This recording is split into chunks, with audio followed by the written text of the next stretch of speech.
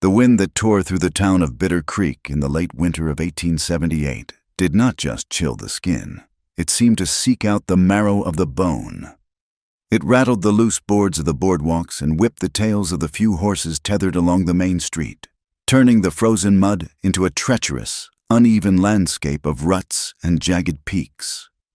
Clara stood inside the general store, the heavy warmth of the pot-belly stove doing little to stop the trembling in her hands. She was 23 years old, though the hollows beneath her eyes and the sharpness of her cheekbones made her look a decade older.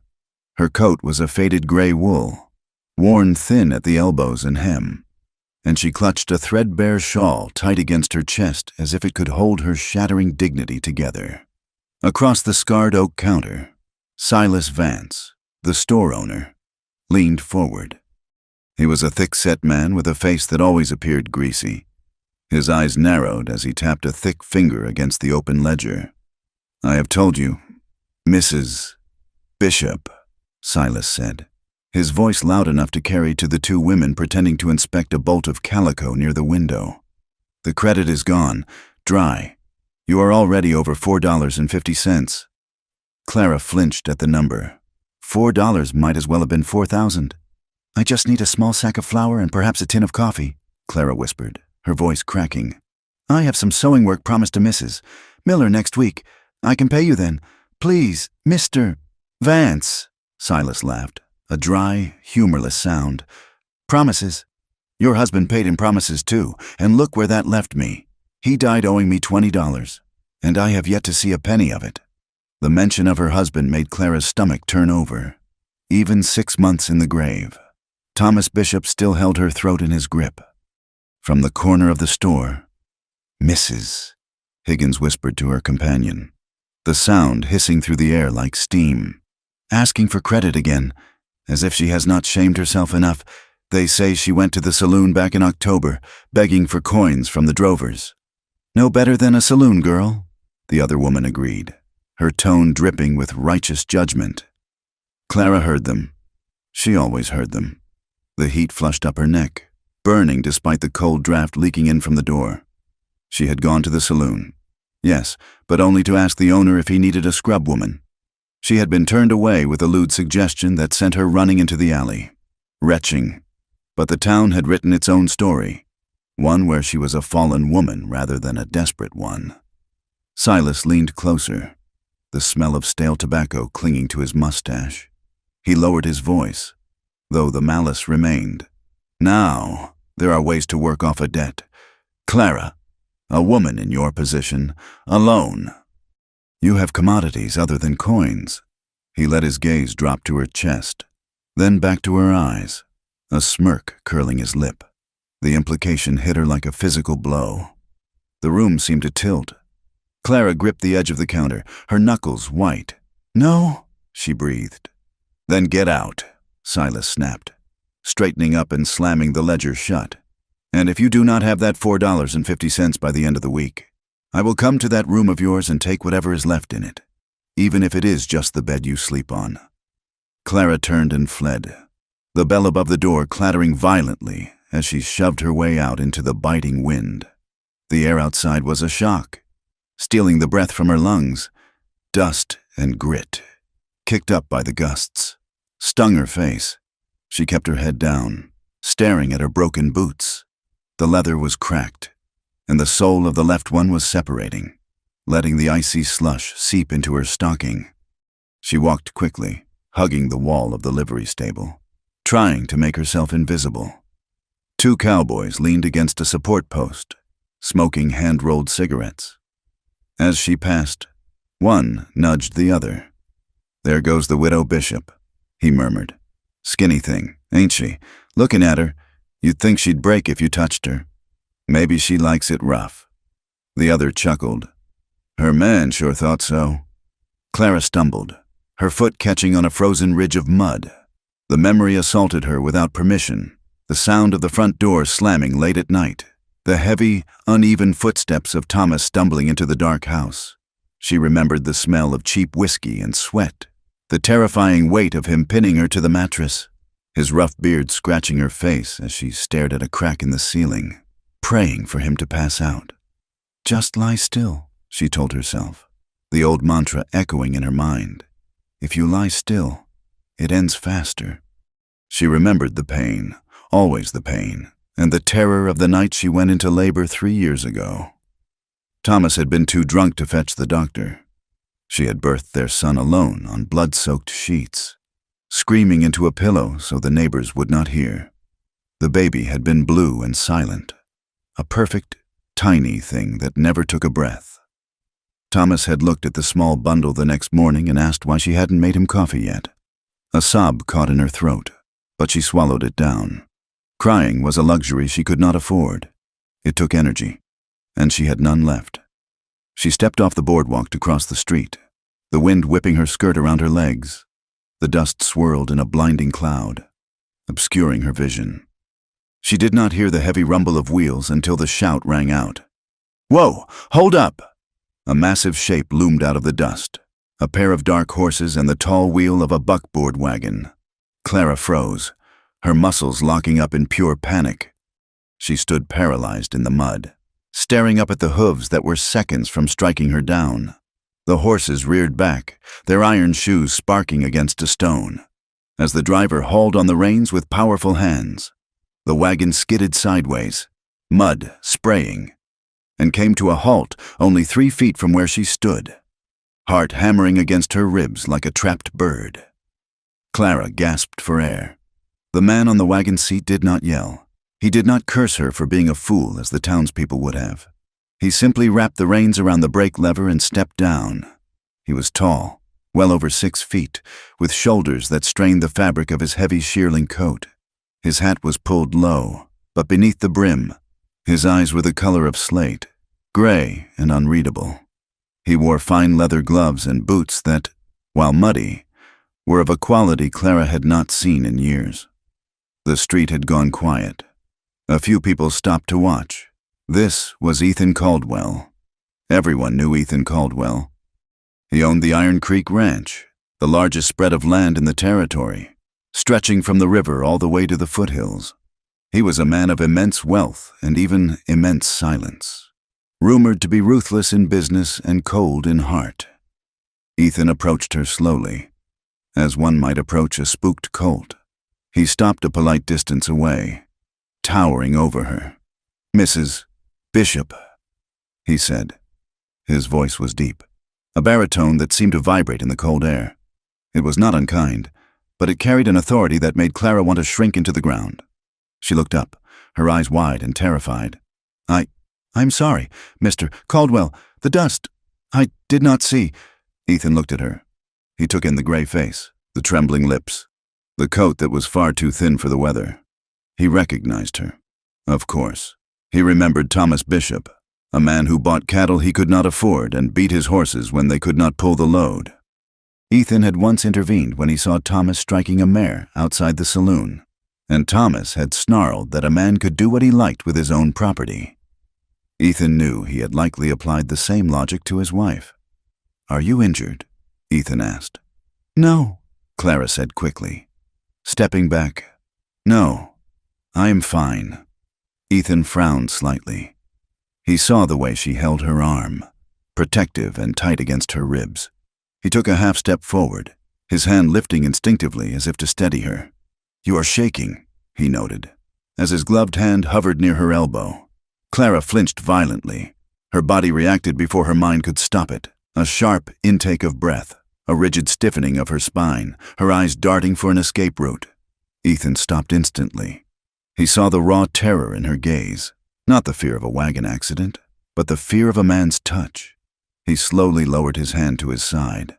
"I am not going to hurt you," he said quietly, so only she could hear. "I have to go," Clara stammered. I have to go home." "Mrs. Bishop," Ethan said, his tone serious. "The wind is turning. There is a storm coming down from the north. Do you have enough fuel?" The question was practical, absurdly mundane for a man of his station to ask a pauper, but it threw her. She looked at his clean coat, the solid strength of him, and felt a wave of bitter shame. "I am fine, Mr. Caldwell," she lied. her voice brittle as dry glass. "Thank you for not running me down. Good day." She turned and hurried away, her boots slipping in the mud, desperate to put distance between herself and his penetrating gray eyes. Ethan stood by his wagon, watching her retreat. He ignored the nod of the banker walking past him. He watched until Clara Bishop disappeared around the corner of the livery stable, looking like a ghost that the wind might simply blow away. That night, the temperature plummeted 20 degrees in the span of 2 hours. Clara sat on the edge of her narrow bed in the room she rented above the livery stable. It was a small, slanted space under the eaves, smelling of hay and horse manure from the stalls below. The wind howled around the building, whistling through the gaps in the clapboards. She had 3 sticks of firewood left. 3. She placed one in the small iron stove, watching the flame lick at the dry bark. It would burn for perhaps an hour. Then she would have to decide whether to freeze now or freeze later. A heavy fist pounded on her door. Clara jumped, her heart leaping into her throat. "Mrs. Bishop!" It was the landlord, Mr. O'Malley. She moved to the door and opened a crack. O'Malley stood there, a lantern in his hand, his face red from drink.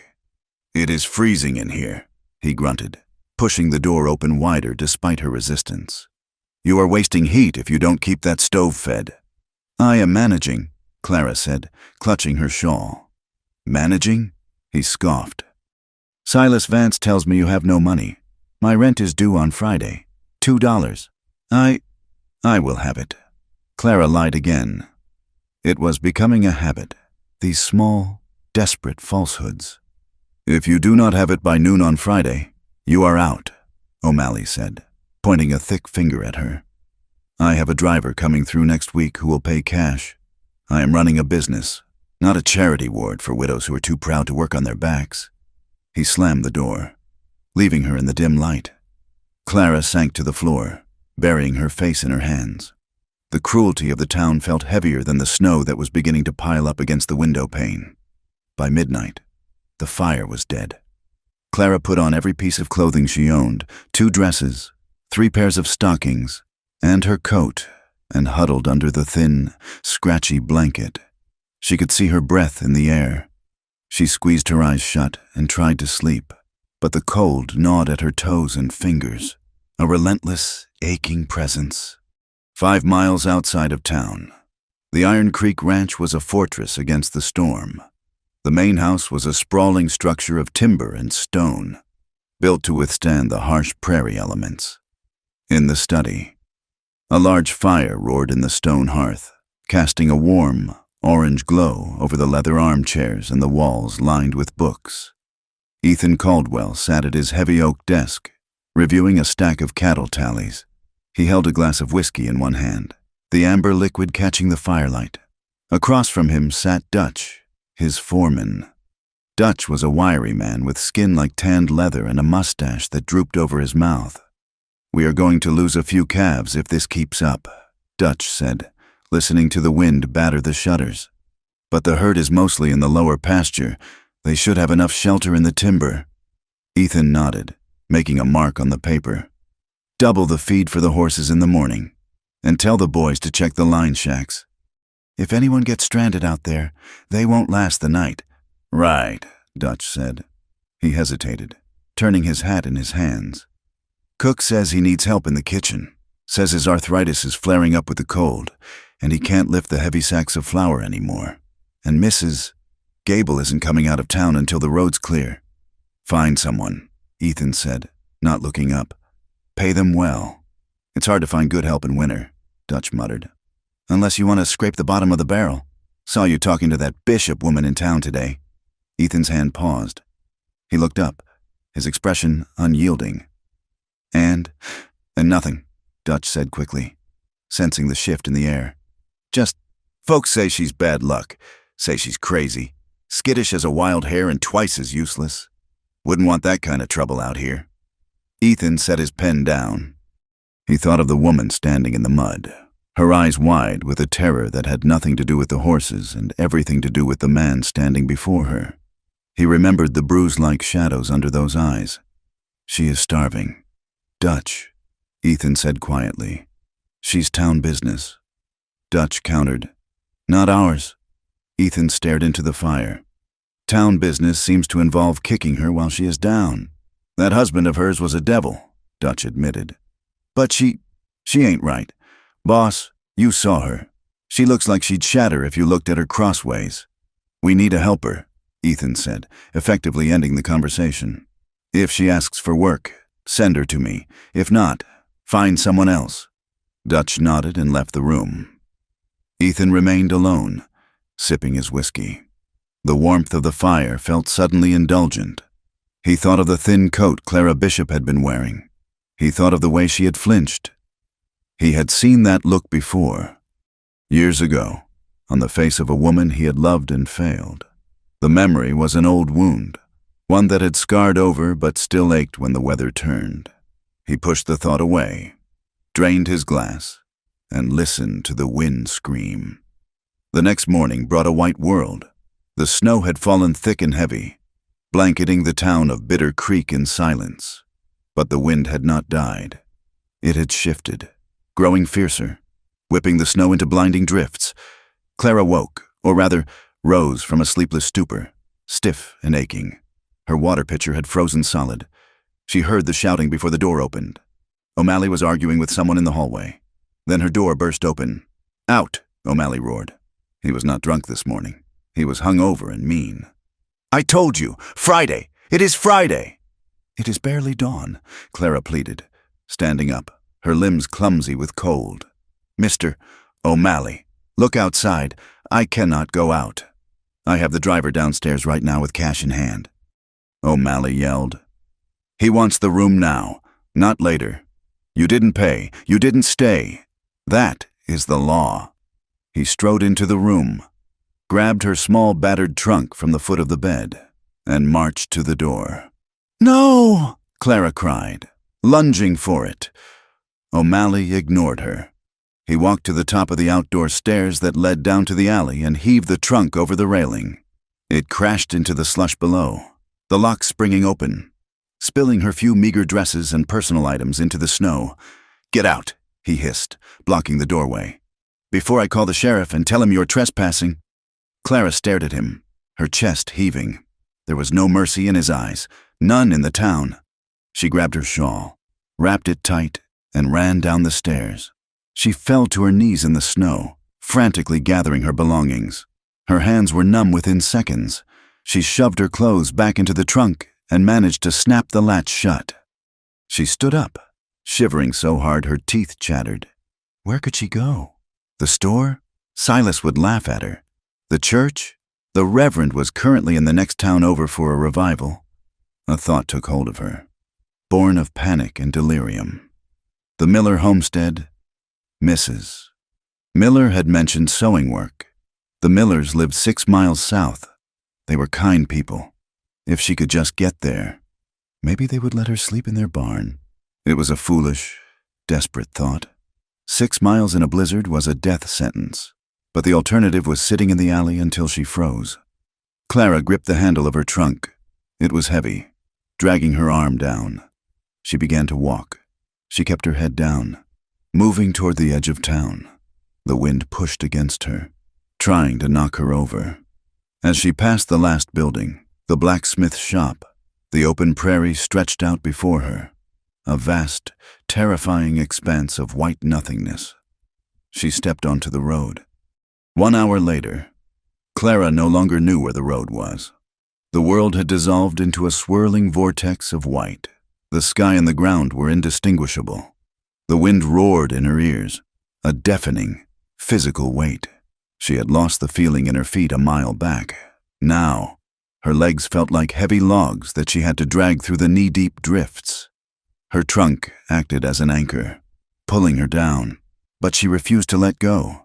It held the only thing she had left, her mother's Bible, a locket with a picture of her parents, the nightgown she had worn before Thomas had torn it. She stumbled, falling face first into the snow. The cold burned her skin like fire. Get up, she told herself. You have to get up. She pushed herself up, sobbing dry. Tearless sobs. She took another step, then another. The cold was creeping inward now. It was slowing her heart. Her thoughts became sluggish. She thought she saw a light in the distance, warm and yellow. Is that the Miller place? She moved toward it, drifting off the road, wandering blindly into the open pasture. She didn't feel the dip in the ground. Her foot caught on a buried sagebrush root, and she went down hard. This time, her fingers slipped from the handle of the trunk. She tried to push herself up, but her arms would not obey. The snow felt surprisingly soft against her cheek. It wasn't cold anymore. It felt like a heavy quilt. Just sleep, a voice whispered in her mind. Just lie still. If you lie still, it doesn't hurt. Clara closed her eyes. The wind howled over her, burying her darker shape beneath a relentless layer of white. Ethan Caldwell rode his black stallion, Midnight, along the fence line of the north pasture. The horse was powerful, bred for stamina, but even he was struggling in the drifts. Ethan's scarf was wrapped up to his nose, his hat pulled down tight. He had been out for 3 hours checking for strays. He had found 2 calves huddled in a ravine and had driven them toward the shelter of the tree line. He was heading back to the ranch house, eager for the fire and the whiskey. When Midnight shied, tossing his head. Easy, boy, Ethan soothed, patting the horse's neck. He looked to see what had spooked the animal. At first, he saw nothing but the endless white. Then, he spotted it, a dark, unnatural mound about 20 yards off the trail. It looked like a fallen log, or perhaps a dead calf. Ethan frowned. There were no trees here. He guided the horse closer. As he approached, the shape resolved itself. It was not a calf. It was a trunk. And beside it, half buried in the drift, was a person. Whoa! Ethan reined in and vaulted from the saddle before the horse had fully stopped. He waded through the snow, his heart pounding a sudden, frantic rhythm. He reached the figure and fell to his knees. He brushed the snow away from the face. It was Clara Bishop. Her skin was the color of porcelain, her lips a terrifying shade of blue. Ice crystals clung to her eyelashes. Mrs. Bishop, Ethan shouted over the wind, shaking her shoulder. Her head lolled back, limp. She was not shivering. That was the worst sign.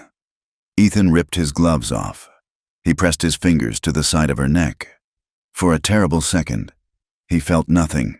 Then, a faint, fluttery pulse against his skin. She was alive, barely. He looked back toward town. It was 5 miles away. The doctor was there. If he took her there, he could leave her at the clinic, but the road was treacherous. The clinic was often empty in storms, and he remembered the gossip. He remembered the way she had looked at him, terrified. If he brought her back to town, to the people who had clearly cast her out into this storm, she would likely die of neglect or shame. Then he looked toward his ranch. It was 2 miles closer. He had heat. He had food. He had Mrs. Gable, the housekeeper, who was stranded there by the storm. But he also knew what it would mean. A single woman, a widow with a ruined reputation, living in the house of a bachelor rancher. The town would tear her apart. They would tear him apart too, though he cared little for that. Let them talk, he thought savagely. Memories of another storm, years ago, flashed in his mind. He hesitated then. He had waited for the proper time, the proper help. And because of his hesitation, there had been a funeral. He would not bury another woman because he was too worried about propriety. Ethan moved with efficient speed. He stripped off his heavy shearling coat. He lifted Clara's limp body. She weighed almost nothing, light as a bird bones, and pulled her upright. He wrapped his coat around her, buttoning it clumsily with his frozen fingers, enveloping her in his residual body heat. He left the trunk. It did not matter. He carried her to Midnight. The horse danced nervously, sensing the urgency. Ethan hoisted Clara up, balancing her across the saddle pommel, then swung himself up behind her. He pulled her back against his chest, wrapping one arm tightly around her waist to hold her in place, feeling the terrifying stillness of her body against his. "Go! Midnight! Home!" he commanded. The horse lunged forward, powering through the snow. The ride was a blur of white and cold. Ethan kept one hand on the reins and the other pressing Clara against him, trying to transfer some of his warmth into her. He tucked her face into his neck to shield her from the wind. "Stay with me," he growled into her frozen hair. "Do not you dare die on me. Clara." When the ranch house finally loomed out of the whiteout, lights glowing in the windows, Ethan felt a surge of relief so strong it nearly buckled his knees. He rode straight to the front porch, ignoring the stable. He shouted for Dutch as he slid from the saddle. Catching Clara in his arms, the front door flew open. Dutch stood there, eyes widening as he saw his boss, shivering in just his shirt and vest, holding a bundle of gray wool. "Boss, what in the hell? Get the door!" Ethan roared, his voice cracking. "And get Mrs. Gable, now!" He didn't wait for an answer. He strode up the steps and kicked the door open, carrying Clara across the threshold. The heat of the house hit them, a wall of warmth smelling of pine wood smoke and beef stew. Ethan did not stop. He carried her toward the fire in the great room, holding her tight, determined that this time he would not be too late. The awakening was slow, a gradual surfacing from a dark, heavy ocean of sleep. Clara Bishop did not open her eyes immediately. She lay still, feeling a weight upon her that was not the crushing cold she remembered, but something soft and substantial.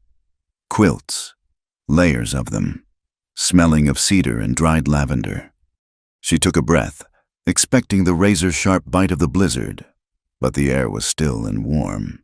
Her body felt distant, a landscape of dull aches and throbbing extremities. But the violent shivering had ceased. Memory returned in jagged shards. The howling wind, the numbness creeping up her legs. They fall into the snow.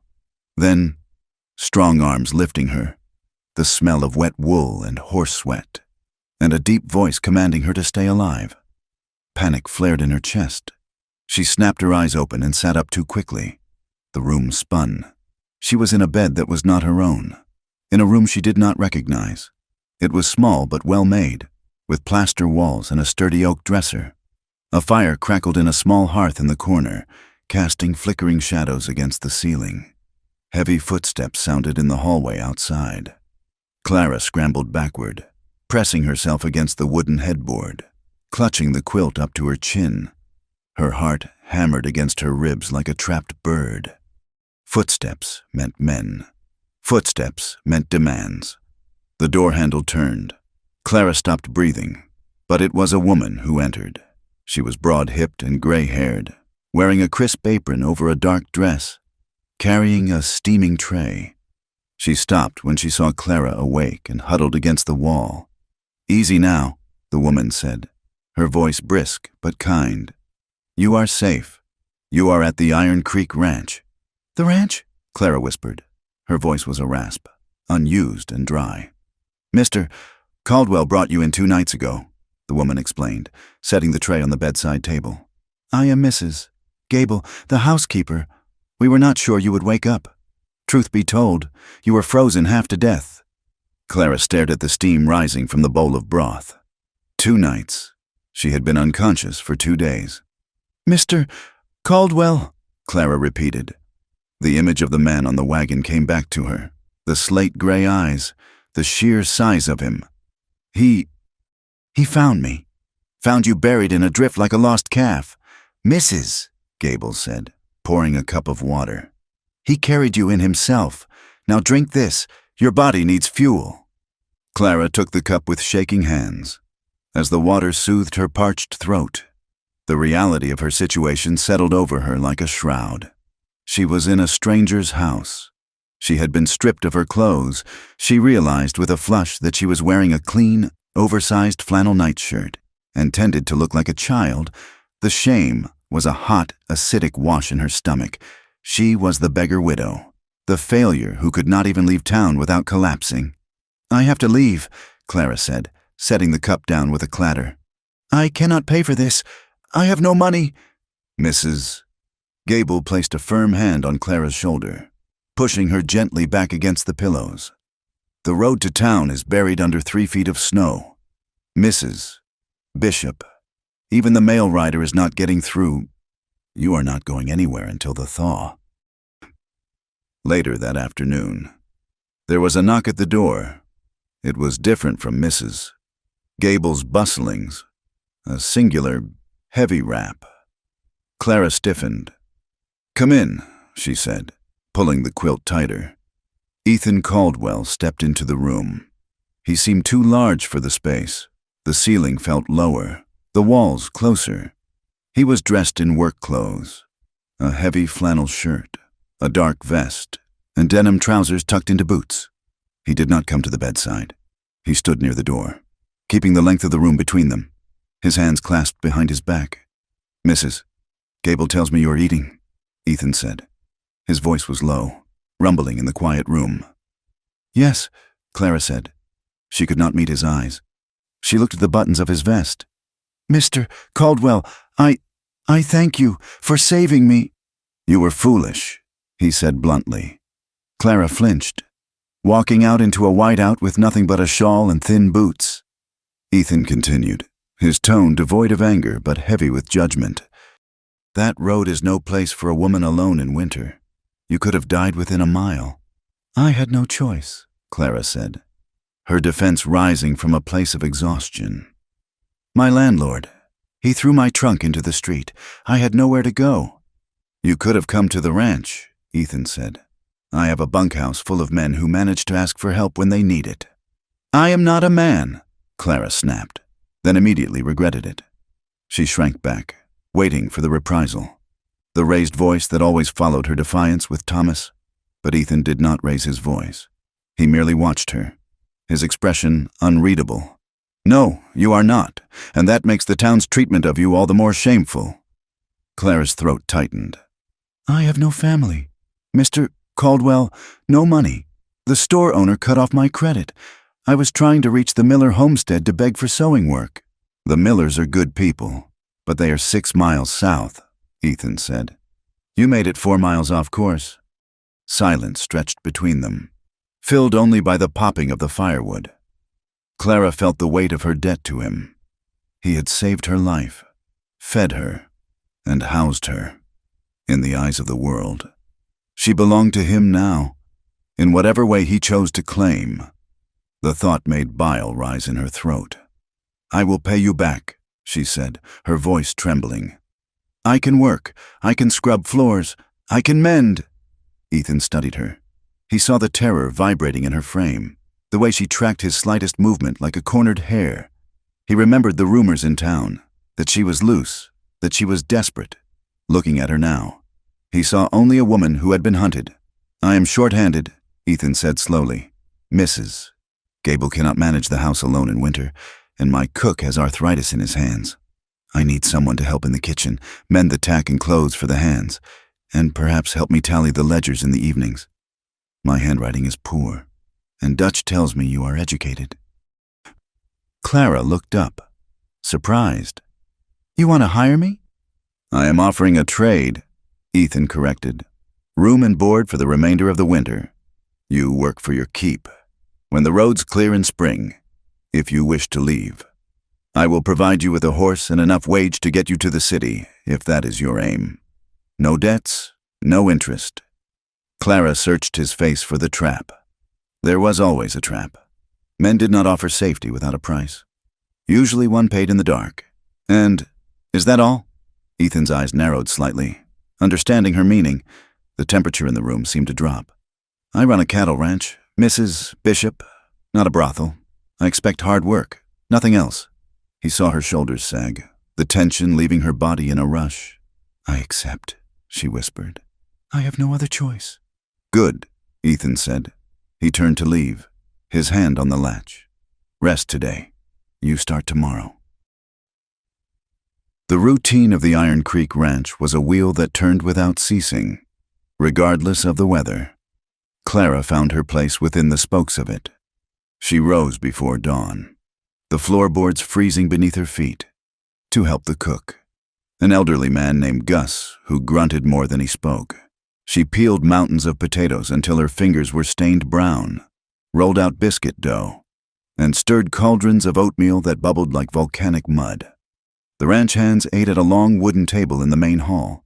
There were 12 of them, men with wind-burned faces and hands calloused like rawhide. They were loud, smelling of tobacco and wet leather. The first time Clara walked into the hall to refill the coffee pot, the conversation died instantly. 12 pairs of eyes turned to her. "Well now," said a man with red hair and a scar across his chin. "Looks like the boss is collecting strays again." "Prettiest stray we have had in a while," another man muttered. A dark-eyed cowboy named Slim. He looked Clara up and down with a smirk that made her skin crawl. "Heard you were offering all sorts of favors back in town to pay your rent. Ma'am, is that true?" Clara froze, the coffee pot heavy in her hand. The heat of the stove seemed a mile away. The shame was a sudden, suffocating blanket. She stared at the floor, unable to speak, her heart hammering the same frantic rhythm it had when Thomas used to mock her in front of his friends. "Shut your mouth, Slim!" "Mrs." Gable's voice whipped out from the kitchen doorway. "You are here to eat, not to gossip like a washerwoman. Just making conversation." Slim chuckled, winking at the man next to him. Clara hurried back to the kitchen, her hands shaking so badly she nearly dropped the pot. She could hear their low laughter trailing after her. She scrubbed dishes in the basin of cold water until her knuckles were raw, scrubbing at the invisible stain of their words. "Work," she told herself. "Just work. Be invisible. If you are useful, they will let you stay. If you are quiet, they will not look at you." She did not see Ethan standing in the doorway of the dining hall, his shadow long across the floorboards. He had heard. That evening, as the men gathered to smoke on the porch, Ethan stepped out. He did not raise his voice. He merely lit a cheroot and leaned against the railing. "Slim," Ethan said. "Yeah, boss? Pack your roll." Silence fell over the group. The wind whistled through the eaves. "Boss?" Slim asked, his grin faltering. "You're done," Ethan said, his voice flat and hard as ironwood. "I do not tolerate disrespect toward anyone under my roof. Mrs. Bishop is part of the staff. You speak to her with the same respect you show Mrs. Gable, or you do not speak at all. Since you cannot seem to manage that, you can ride out in the morning. It is winter." "Ethan," Slim protested, his face reddening, "you can't turn a man out. I found Mrs. Bishop half dead in the snow because men like you thought her life was a joke," Ethan said, stepping away from the rail. He loomed over the seated men, his authority absolute. "I will not have that poison here. Anyone else who has a comment on her past can leave with him." No one spoke. They looked at their boots. Clara, listening from the cracks in the kitchen shutters, felt a strange sensation in her chest.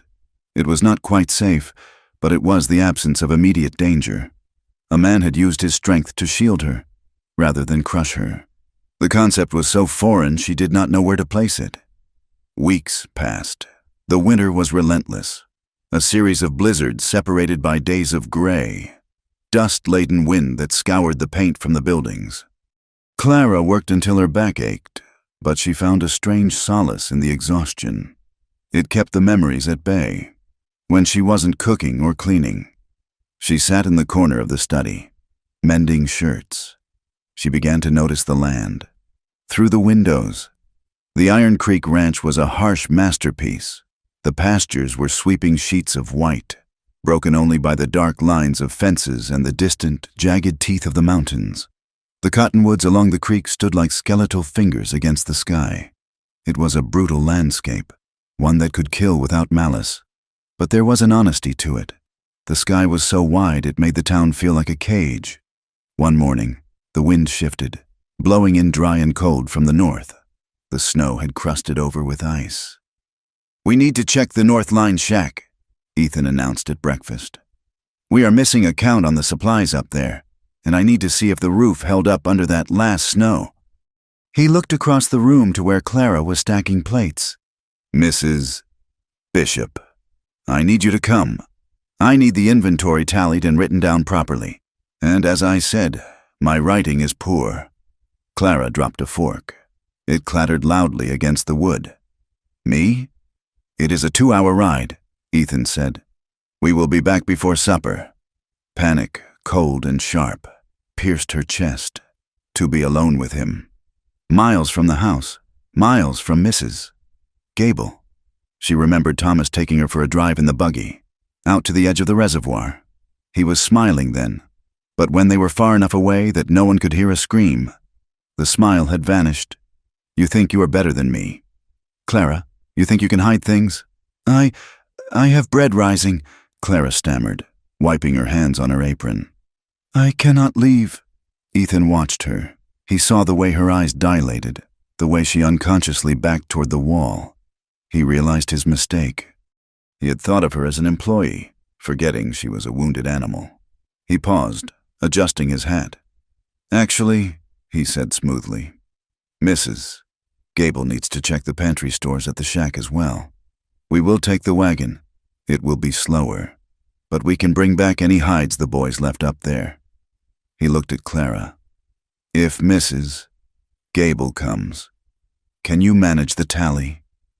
Clara let out a breath she hadn't realized she was holding. The presence of the housekeeper changed everything. It was a buffer, a witness. "Yes," she whispered. "Yes, I can do that." Ethan nodded once and turned away, but Clara saw the tension in his jaw. He had seen her fear, and instead of mocking it, he had accommodated it. The ride to the line shack was a journey into the heart of solitude. Clara sat in the back of the wagon with Mrs. Gable, wrapped in buffalo robes, while Ethan drove the team. The west stretched out around them, indifferent and vast. The ground was hard as iron, glazed with ice that cracked under the wagon wheels. In the distance, buzzards circled in a slow, lazy spiral over something dead in a ravine. A coyote, perhaps, or a calf that had strayed. Clara watched the birds. It was so easy to disappear out here. A person could fall, and the snow would cover them, and by spring, they would be nothing but bones and leather. It terrified her, yet there was freedom in it too. No one watched you here. The wind did not whisper gossip. They arrived at the shack, a rough timber cabin half buried in a snowdrift, while Mrs. Gable busied herself checking the tins of coffee and beans in the corner. Ethan and Clara worked at the small table.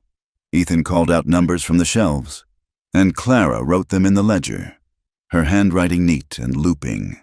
The cabin was small. The air was thick with dust and the smell of dry pine. 3 boxes of cartridges, Ethan said, reaching for a high shelf, and 2 coils of rope. He turned to hand her the ledger he had moved. "Here, check the date on this one."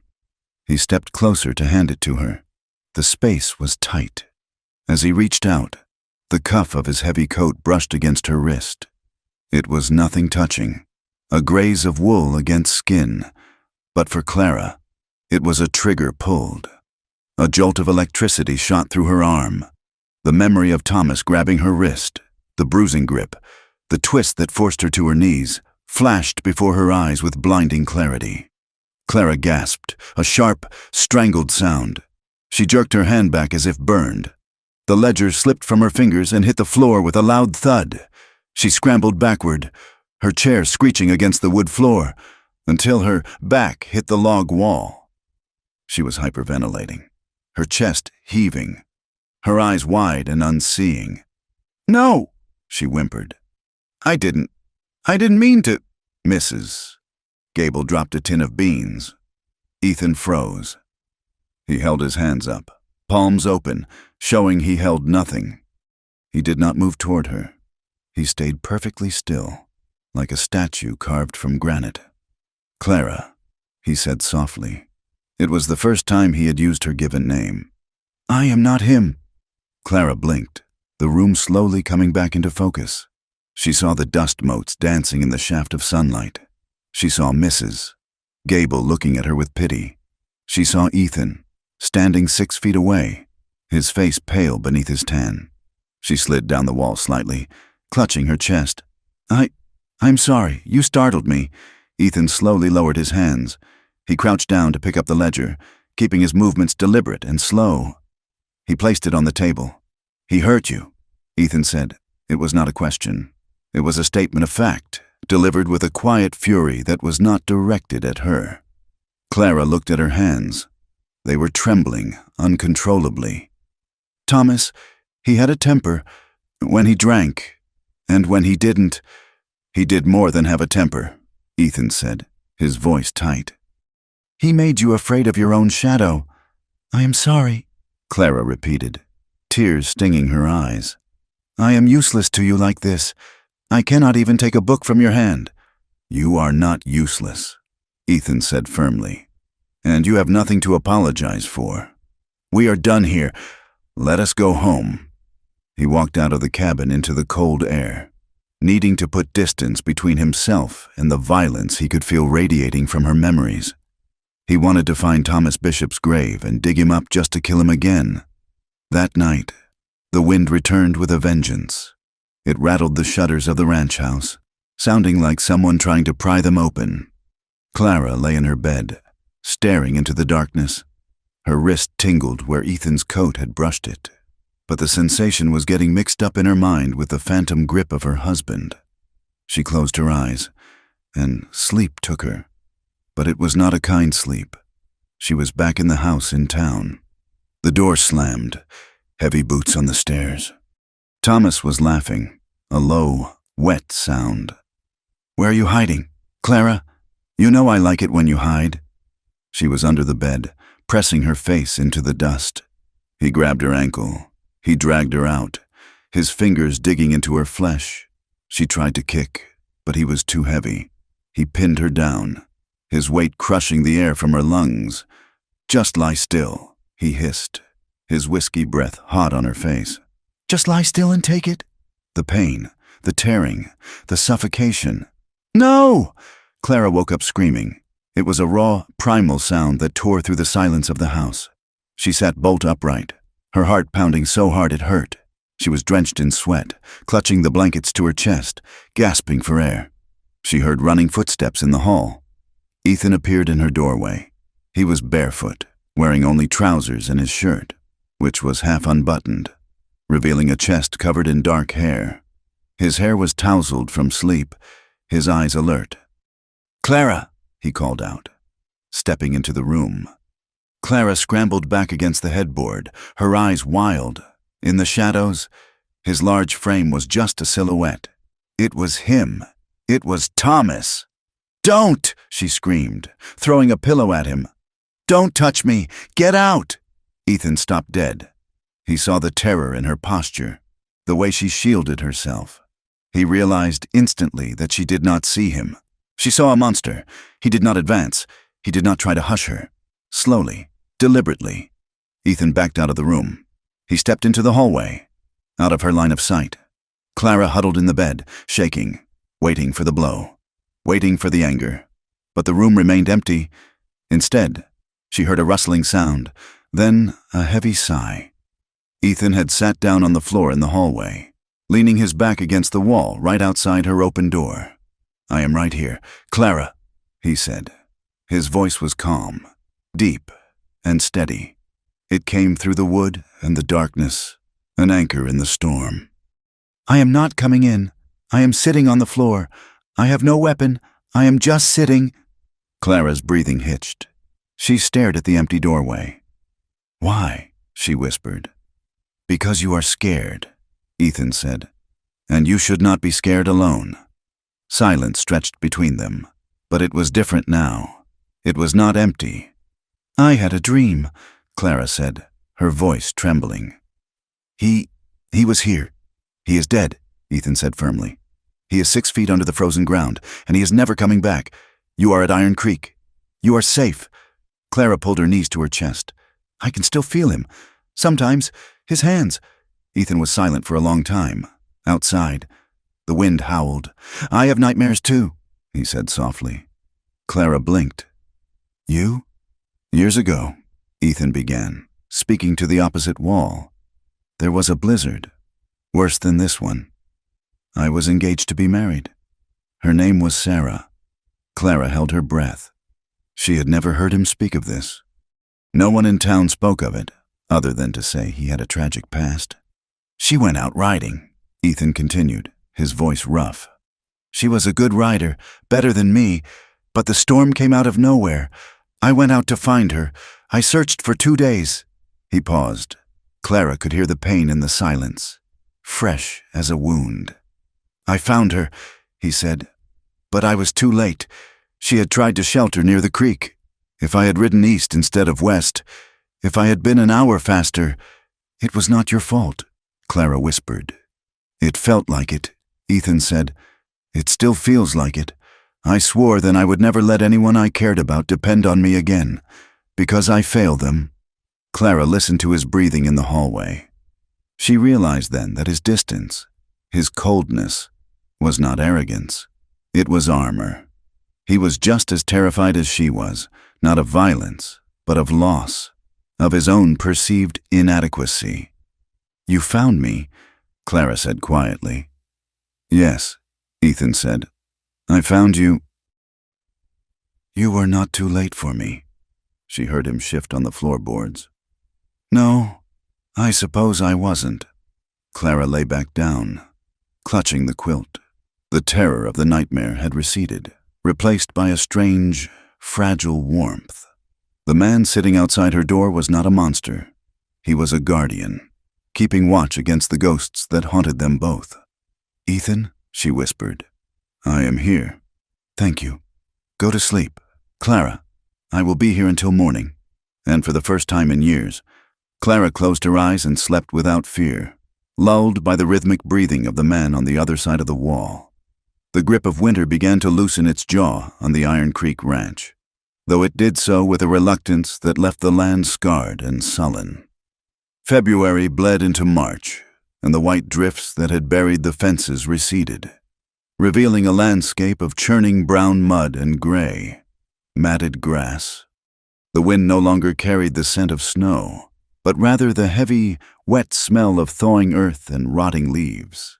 It was a bleak season, stripped of the brutal beauty of the whiteout, leaving only the raw, exposed bones of the prairie. Clara Bishop had become a fixture within the house, as essential and quiet as the pendulum clock ticking in the hallway. Her hands, once raw and trembling, had grown steady with the rhythm of the work. She kneaded dough with a strength she had not possessed 2 months ago, her knuckles dusting the flour across the scarred oak table. She scrubbed the floors until the wood grain shone pale and clean. She mended the heavy canvas coats of the ranch hands, her needle flashing in the lamplight. Stitching shut the tears made by barbed wire and brambles. She moved through the house like a ghost who had decided to haunt the living by making them comfortable. She spoke little, keeping her eyes lowered when the men came in for meals. But she no longer flinched when a door closed too loudly. The terror was still there, coiled tight in her belly. But she had learned to step around it. The ranch hands, rough men who usually paid little mind to domestic matters, began to notice the change in the house. But more than that, they noticed the change in the boss. Ethan Caldwell was a man who belonged in the saddle or the study, managing the sprawling logistics of his empire. Yet, in recent weeks, he had found an unusual number of reasons to be in the kitchen.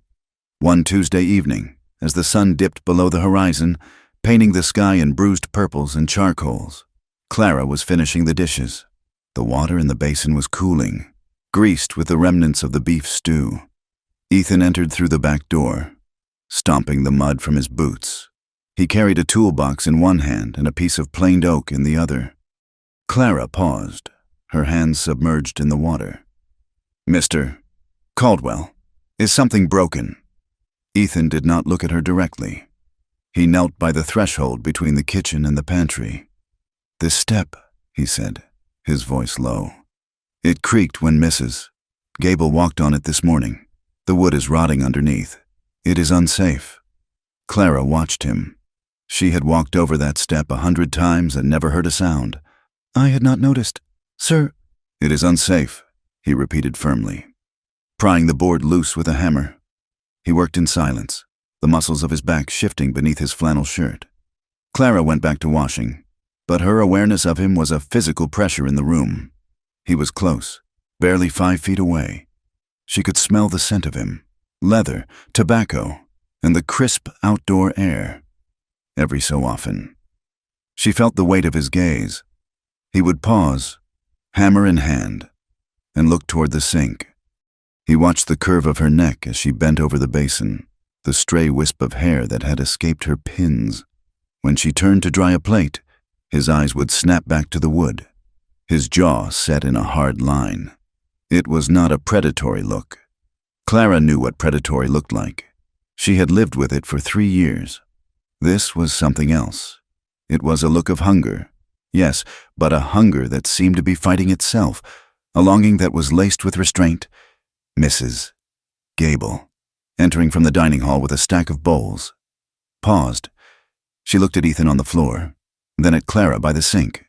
A small, knowing smile touched the housekeeper's lips, but she said nothing, merely setting the bowls down with a deliberate clatter that made Ethan jump. "Finished, Mr. Caldwell?" Mrs. Gable asked innocently. "Nearly," Ethan grunted, driving a nail home with a single, powerful blow. "I do not want anyone tripping while carrying a hot pot, that is all." He stood up, brushing the sawdust from his knees. He towered over the space, making the kitchen feel suddenly small. He looked at Clara, his gray eyes softening for a fraction of a second. "Good night, Mrs. Bishop." "Good night, sir," Clara whispered. He left, taking the air from the room with him. The peace of the ranch, fragile as it was, shattered 3 days later. The mud on the road to town was thick enough to suck the shoe off a horse, but the mail rider had managed to get through. One of the ranch hands, a young man named Red, brought the saddlebags into the study where Ethan was working on the ledgers with Clara. "Letter from the bank, boss," Red said, tossing the envelope onto the desk. "And there is talk in town. Ugly talk." Ethan looked up, his pen pausing. "What kind of talk?" Red shifted his weight, glancing uncomfortably at Clara, who was organizing receipts at a small side table. "About the widow, sir, and debts." Ethan ripped open the envelope. As he read, his face turned to stone. The silence in the room grew heavy, suffocating. Clara stopped her work, her hands trembling. She knew that look. That was the look Thomas used to get before the shouting started. "Red, leave us," Ethan commanded. When the door clicked shut, Ethan stood up. He walked to the window, staring out at the gray afternoon. "Clara?" She stood up, clutching her ledger against her chest like a shield. "Yes?" "This letter is from Mr. Sterling at the bank," Ethan said, not turning around. "He informs me that he has sold the outstanding debt of the late Thomas Bishop. He sold it this morning." Clara let out a shaky breath. "Sold it? To whom?" Ethan turned then. His eyes were dark with a fury she did not understand. "To Harlan Graves." The blood drained from Clara's face so fast she nearly fainted. She gripped the back of the chair to keep her knees from buckling. "Graves? The saloon owner?" "The same," Ethan said.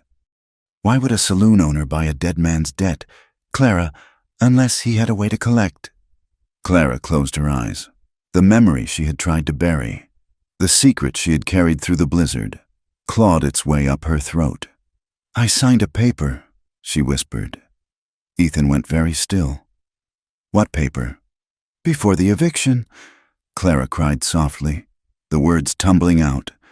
"It was October. Thomas had been dead 2 months. I had nothing. Mr.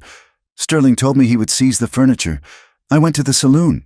I thought I could scrub floors, wash glasses." She opened her eyes, pleading with him to understand.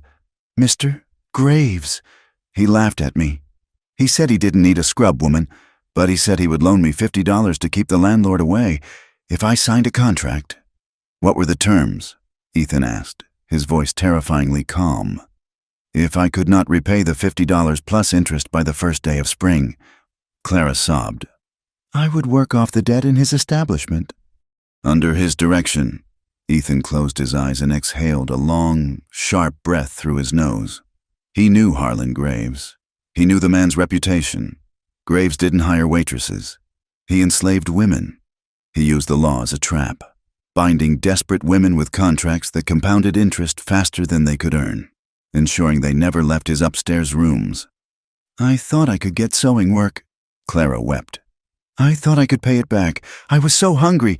Ethan, I was so cold." She used his given name without realizing it.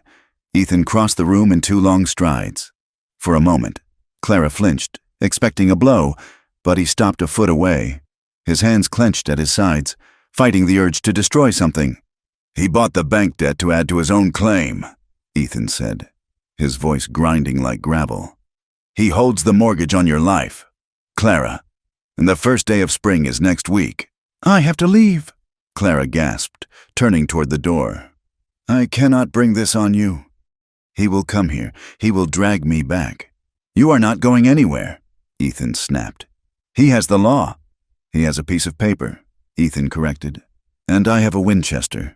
They did not have to wait until spring. Harlan Graves was an impatient man. 2 days later, under a sky that hung low and heavy like a wet wool blanket, a wagon rolled under the archway of the Iron Creek Ranch. It was followed by 3 riders, hired guns with dusters covering their holsters. Clara was in the kitchen when she heard the dogs barking. She looked out the window and saw the wagon splashing through the yard mud. She saw the man on the seat, a heavy man in a checked suit and a bowler hat, with a face like a bulldog. Harlan Graves. Beside him sat Mr. Sterling, the banker, looking pale and nervous. Behind them, at a safe distance on the main road, a buggy and 2 other riders had paused. The town gossip. They had followed the spectacle. Eager to see the widow dragged out, Clara's heart stopped. The terror was a cold hand reaching into her chest and squeezing. She backed away from the window, her hands flying to her mouth. "Mrs. Gable," she choked out. The housekeeper looked out the window and cursed, a word Clara had never heard a woman use. "Stay here, child?" "No." Ethan's voice came from the hallway. He walked into the kitchen, wearing his gun belt. He looked at Clara. His face was hard, stripped of all emotion, a mask of pure resolve. "Come with me," he said. "I can't," Clara whispered, shaking her head. "Please, don't make me face him." "You will not face him alone," Ethan said. "But you must stand. If you hide, they win. Stand behind me." He held out a hand. He did not touch her, but he offered the space. Clara looked at his hand, then at the window. She remembered the alley behind the saloon, Graves pinning her against the brick wall, his wet mouth near her ear as he whispered about how pretty she would look in red silk. She took a breath that shuddered through her entire frame. She stepped forward, not taking his hand, but walking in his shadow. They walked out onto the front porch. The wind whipped Clara's skirt around her legs. The mud of the yard was a churned mess of hoofprints. Ethan stood at the top of the stairs, his thumbs hooked in his belt, near the handle of his revolver. The ranch hands had gathered from the barn and the bunkhouse. They stood in a loose semicircle, pitchforks and hammers in hand, their faces grim. They didn't like the look of the hired guns. "Mr. Caldwell," Harlan Graves called out, climbing down from the wagon. His boots sank into the muck. He smiled, revealing yellowed teeth. "Fine day, isn't it? A bit wet, but spring is coming." "State your business." "Graves," Ethan said. "And then get off my land." Graves chuckled, adjusting his cuffs. "Hostile. I expected as much. I am here for my property." "Caldwell, I have no cattle of yours," Ethan said. "Not cattle," Graves said, his eyes sliding past Ethan to fix on Clara. The widow Bishop." Clara shrank behind Ethan's broad back, gripping the fabric of his coat. Graves pulled a folded document from his breast pocket. "I have a contract here, signed by Clara Bishop, dated October 14th. She owes a sum of $250. That includes the bank debt I purchased and the interest. The contract stipulates that in lieu of payment, she is to enter my employment immediately. Labor contract, Mr. Sterling squeaked from the wagon seat. "Perfectly legal. It is indentured servitude," Ethan said. "It is slavery by another name." "It is the law," Graves snapped, his smile vanishing. "She signed it. She took my money. Now she pays. You have been harboring her. Caldwell, some might say you have been enjoying the goods before I got to sell them, but her time is up. Hand her over." The ranch hands muttered angrily. Slim, the man Ethan had fired, was gone.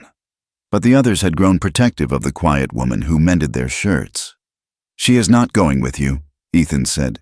Then I will have the sheriff out here, Graves threatened. And I will have you arrested for interference with a legal debt. Do you want that scandal, Ethan? Do you want the whole territory knowing you are keeping a whore in your house? Clara let out a sob. The shame was burning her alive. The men on the road were watching. The ranch hands were listening. She was ruined. Ethan felt her trembling against his back. He looked at the paper in Graves's hand. He knew the law. In this territory. A debt contract was ironclad. If he fought this with guns, he would be an outlaw. If he fought it in court, Graves would bribe the judge. And in the meantime, Clara would be held in the town jail, or worse, in Graves's custody. He needed a higher law. He needed a shield that Graves could not penetrate.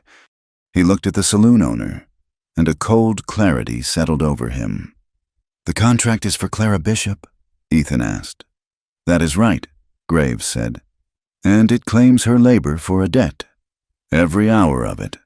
"Then you have a problem," Ethan said, his voice ringing out across the yard. "Because you cannot enforce a labor contract against a woman who is under the legal protection of her husband." Silence slammed into the yard. Even the wind seemed to hold its breath. Graves blinked. "Husband? She ain't got a husband. He's dead." Ethan reached back and took Clara's hand. His grip was hard, unyielding. He pulled her forward to stand beside him. She looked up at him, eyes wide with shock. "She is my fiancée," Ethan announced. The lie, no, the promise, hung in the cold air. "We are to be married this week. As my wife, her debts become my debts, and I will settle the financial sum with the bank directly. But as for her person, she belongs to no one but herself, and she resides under my protection." Graves's face turned a mottled purple. "You are lying. She is a stray you picked up in a snowbank." "Careful," Ethan warned, his hand dropping to his gun. "You are speaking of my future wife. I will take this to the circuit judge," Graves roared, shaking the paper. "I will prove this is a sham. She is a swindler, and you are a fool." "Bring the judge," Ethan challenged. "Judge Holloway's a stickler for family law. I wonder what he will think of a saloon keeper trying to solicit a rancher's betrothed." Graves looked at Ethan, then at the grim line of ranch hands, then at the gun on Ethan's hip. He realized he had lost the moment. He spat into the mud. "You will pay the $250, Graves hissed. "And I will make sure everyone in this territory knows exactly what kind of woman you married. A $2 whore who tricked a rich man." "Get out," Ethan said. Graves scrambled back into the wagon. He whipped the horses violently, turning the wagon in a spray of mud. The entourage retreated. The gossip mongers on the road hurrying away to spread the scandalous news. Clara stood frozen on the porch. She could not feel her legs. She looked at the ranch hands. Some were grinning, slapping each other on the back. Others were whispering, looking at her with a new, sharp speculation. "Gold digger." Their eyes seemed to say, "Schemer." Ethan did not look at the men. He turned to Clara. "Inside, now." In the study, Ethan slammed the door and locked it. He walked to the liquor cabinet and poured himself a glass of whiskey, his hands shaking slightly. He downed it in one swallow. Clara stood in the center of the room, hugging herself. "What have you done?" she whispered. Ethan turned, bracing his hands on the desk. "I bought us time. That is what I did. You told them. You said—" "I said we were to be married," Ethan said. "And we must be by the end of the week." Clara recoiled as if he had struck her. "Married? Ethan, you cannot mean it. You did that to make him leave." "He will be back," Ethan said, pacing the rug. "He is going to Judge Holloway. If you are Clara Bishop, widow and debtor, Holloway might side with Graves just to keep the peace in town. But if you are Clara Caldwell, wife of the largest landowner in the county, Holloway won't touch you. The law protects a wife. It does not protect a woman alone." "I cannot marry you," Clara cried. "Look at me. Ethan, I am a beggar. I am damaged. The whole town thinks I am—" "What he said I was." "I do not care what the town thinks," Ethan said fiercely. "But I care," Clara shouted, her voice breaking. "I care that I would trap you. You have a life. You have a name. If you marry me, you drag all my filth into your house. "The house is big enough," Ethan said. He stopped pacing and looked at her. The anger drained out of him, leaving only a heavy, weary sadness. He thought of Sarah. He thought of the vow he had made to never let himself love again, to never be responsible for another heart. But looking at Clara, her thin frame shaking, her eyes terrified, he realized he had already broken that vow the moment he lifted her out of the snow. He was already responsible. "Clara," he said, his voice softening. "Sit down." She sank into the leather armchair, looking small and lost. Ethan pulled a chair opposite her. He leaned forward, elbows on his knees. "I am not offering you a romance. I know you are not ready for that. Maybe you never will be. And I am not a man who is easy to be with. I carry my own ghosts." Clara looked at him, tears tracking through the dust on her cheeks.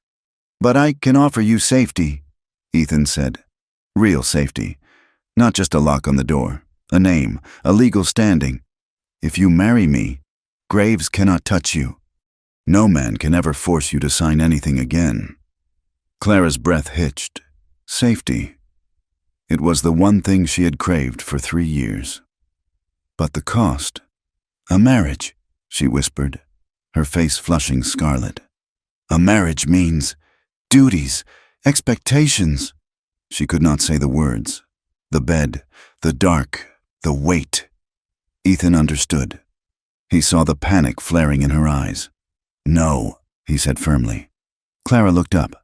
"I want to be clear," Ethan said, holding her gaze. "I'm asking for your hand in partnership. I need someone to help run this house. You need protection. That is the bargain." He took a deep breath, forcing himself to speak the next words. "I will not touch you, Clara, not in that way, not unless you ask me to. You have my word. You will have your own room. I will not force a husband's rights upon you." Clara searched his face. She looked for the lie. Thomas had promised he wouldn't hurt her, too, but Ethan's gray eyes were steady. There was a hardness in them. Yes, but it was the hardness of stone, not cruelty.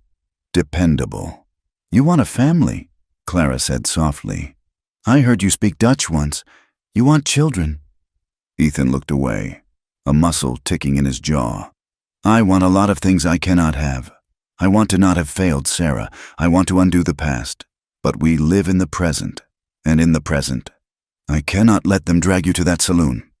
Clara looked down at her hands. They were red from the dishwater, scarred from the cold. She weighed her life. On one side, the certainty of Harlan graves, rape, degradation, a slow death in a room above a bar. On the other side, this silent, imposing man who had saved her life, who fixed loose steps so she wouldn't trip, who stood between her and the wolves. He was asking her to trust him with her life. But more terrified than that, he was asking her to trust him with her body, even if he promised not to touch it. The proximity alone was a risk. But she remembered the way he had sat in the hallway that night. "I am just sitting. I have no weapon." "You promise?" she whispered. "You promise you will be patient? That you won't become him?" Ethan reached out and took her hand. His grip was warm, engulfing her cold fingers. "I would cut off my own hand before I used it to hurt you." Clara took a breath. The air in the room felt charged, heavy with the storm that was passing and the new one that was beginning. "Okay," she said. The word was barely a sound. "Okay, I will marry you." Ethan squeezed her hand once, then released it. He stood up, looking exhausted, but relieved. "Good," he said. "I will send it to the preacher tomorrow." He turned to the window to hide his face, because for a moment, when she had said yes, a flicker of something hot and bright had sparked in his chest. It wasn't just relief, it was a desire, a profound, terrifying desire to be not just her protector, but her husband in truth. He shoved the feeling down, locking it away in the same dark box where he kept his guilt. He had given his word. He would keep her safe, even if it meant living with a hunger that would never be fed. "Go rest, Clara," he said gruffly. "We have a lot to do." Clara stood and walked to the door. She paused, looking back at his rigid back. "Ethan." "Yes?" "Thank you." She slipped out. Ethan stayed at the window, watching the mud dry in the yard, wondering if he had just saved them both, or damned them to a hell of longing they wouldn't be able to escape. The wedding of Ethan Caldwell and Clara Bishop took place on a Tuesday morning under a sky the color of a bruised plum.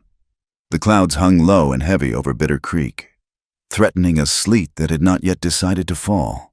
It was not a day for celebration, it was a day for business, and the air in the small wooden church felt as cold as the frozen mud in the street outside. There were no flowers. The pews were largely empty, save for a strange, mismatched congregation. Dutch, the foreman, sat near the front, holding his hat in his lap and looking uncomfortable in a stiff collar. Mrs. Gable sat beside him, wearing her Sunday best and a look of defiant pride, daring anyone to whisper. A handful of ranch hands stood at the back, their boots scraping softly against the floorboards, witnessing the union of their boss to the woman they had once mocked. Clara stood at the altar, her hands trembling so violently that the small bouquet of dried sage and winter berries shook. She wore a simple dress of pale blue wool that Mrs. Gable had hastily altered to fit her slender frame. It was modest, high-necked, and clean, but Clara felt naked. She could feel the eyes of the town upon her back. Though the church was not full, the doors had been left open, and a small crowd of curious onlookers had gathered on the steps and the boardwalk. Mrs. Higgins was there, whispering behind her hand to the baker's wife. Their eyes bored into Clara, filled with a mixture of envy and disgust. The widow who trapped the rich man, their eyes said. The woman with the ruined name. The Reverend. A thin man with spectacles who seemed anxious to get the ceremony over with, cleared his throat. Do you, Clara Bishop, take this man to be your lawfully wedded husband? Clara's breath hitched. The word stuck in her throat like a dry crust. She looked at the Reverend's shoes. She remembered another altar, another man standing beside her, Thomas, smelling of bay rum and promise. He had vowed to cherish her. Within a month, he had blackened her eye because the roast was dry. Saying it, she commanded herself. Say it, or Harlan Graves takes you. Her voice failed. Beside her, Ethan moved. He did not step away. He stepped closer. His large, warm hand covered her freezing fingers, engulfing them completely. He squeezed, not hard enough to hurt, but firm enough to ground her. It was a tether. I do, she whispered. And do you, Ethan Caldwell? Ethan's voice rang out clear and steady, a baritone that seemed to push back the chill in the room. I do. When he slid the ring onto her finger, a thick band of gold that felt heavy, like a shackle made of sunlight, Clara felt a tear slip down her cheek. It was done. She was safe. She was trapped. They walked out of the church into the biting wind. As they descended the steps to the waiting buggy, a voice called out from across the street. Harlan Graves stood in the doorway of his saloon. He held a glass of whiskey aloft, his face flushed and mocking. To the happy couple, Graves shouted, his voice carrying over the wind. May the nights be long and the debts be paid, though I reckon you paid a high price for damaged goods. Caldwell. A ripple of snickers went through the crowd on the boardwalk. Clara flinched, ducking her head. Ethan stopped. He handed Clara into the buggy, tucking the buffalo robe around her legs with deliberate care. Then he turned slowly to face the saloon. He did not shout. He did not draw his gun. He simply looked at Harlan Graves with a gaze so cold and dismissing that the saloon owner's grin faltered. Ethan stared until the silence stretched thin, until Graves lowered his glass and retreated into the shadows of his bar. Ethan climbed into the buggy and took the reins. Walk on, he murmured to the horses as they rolled out of town, the wheels crunching on the frozen ruts.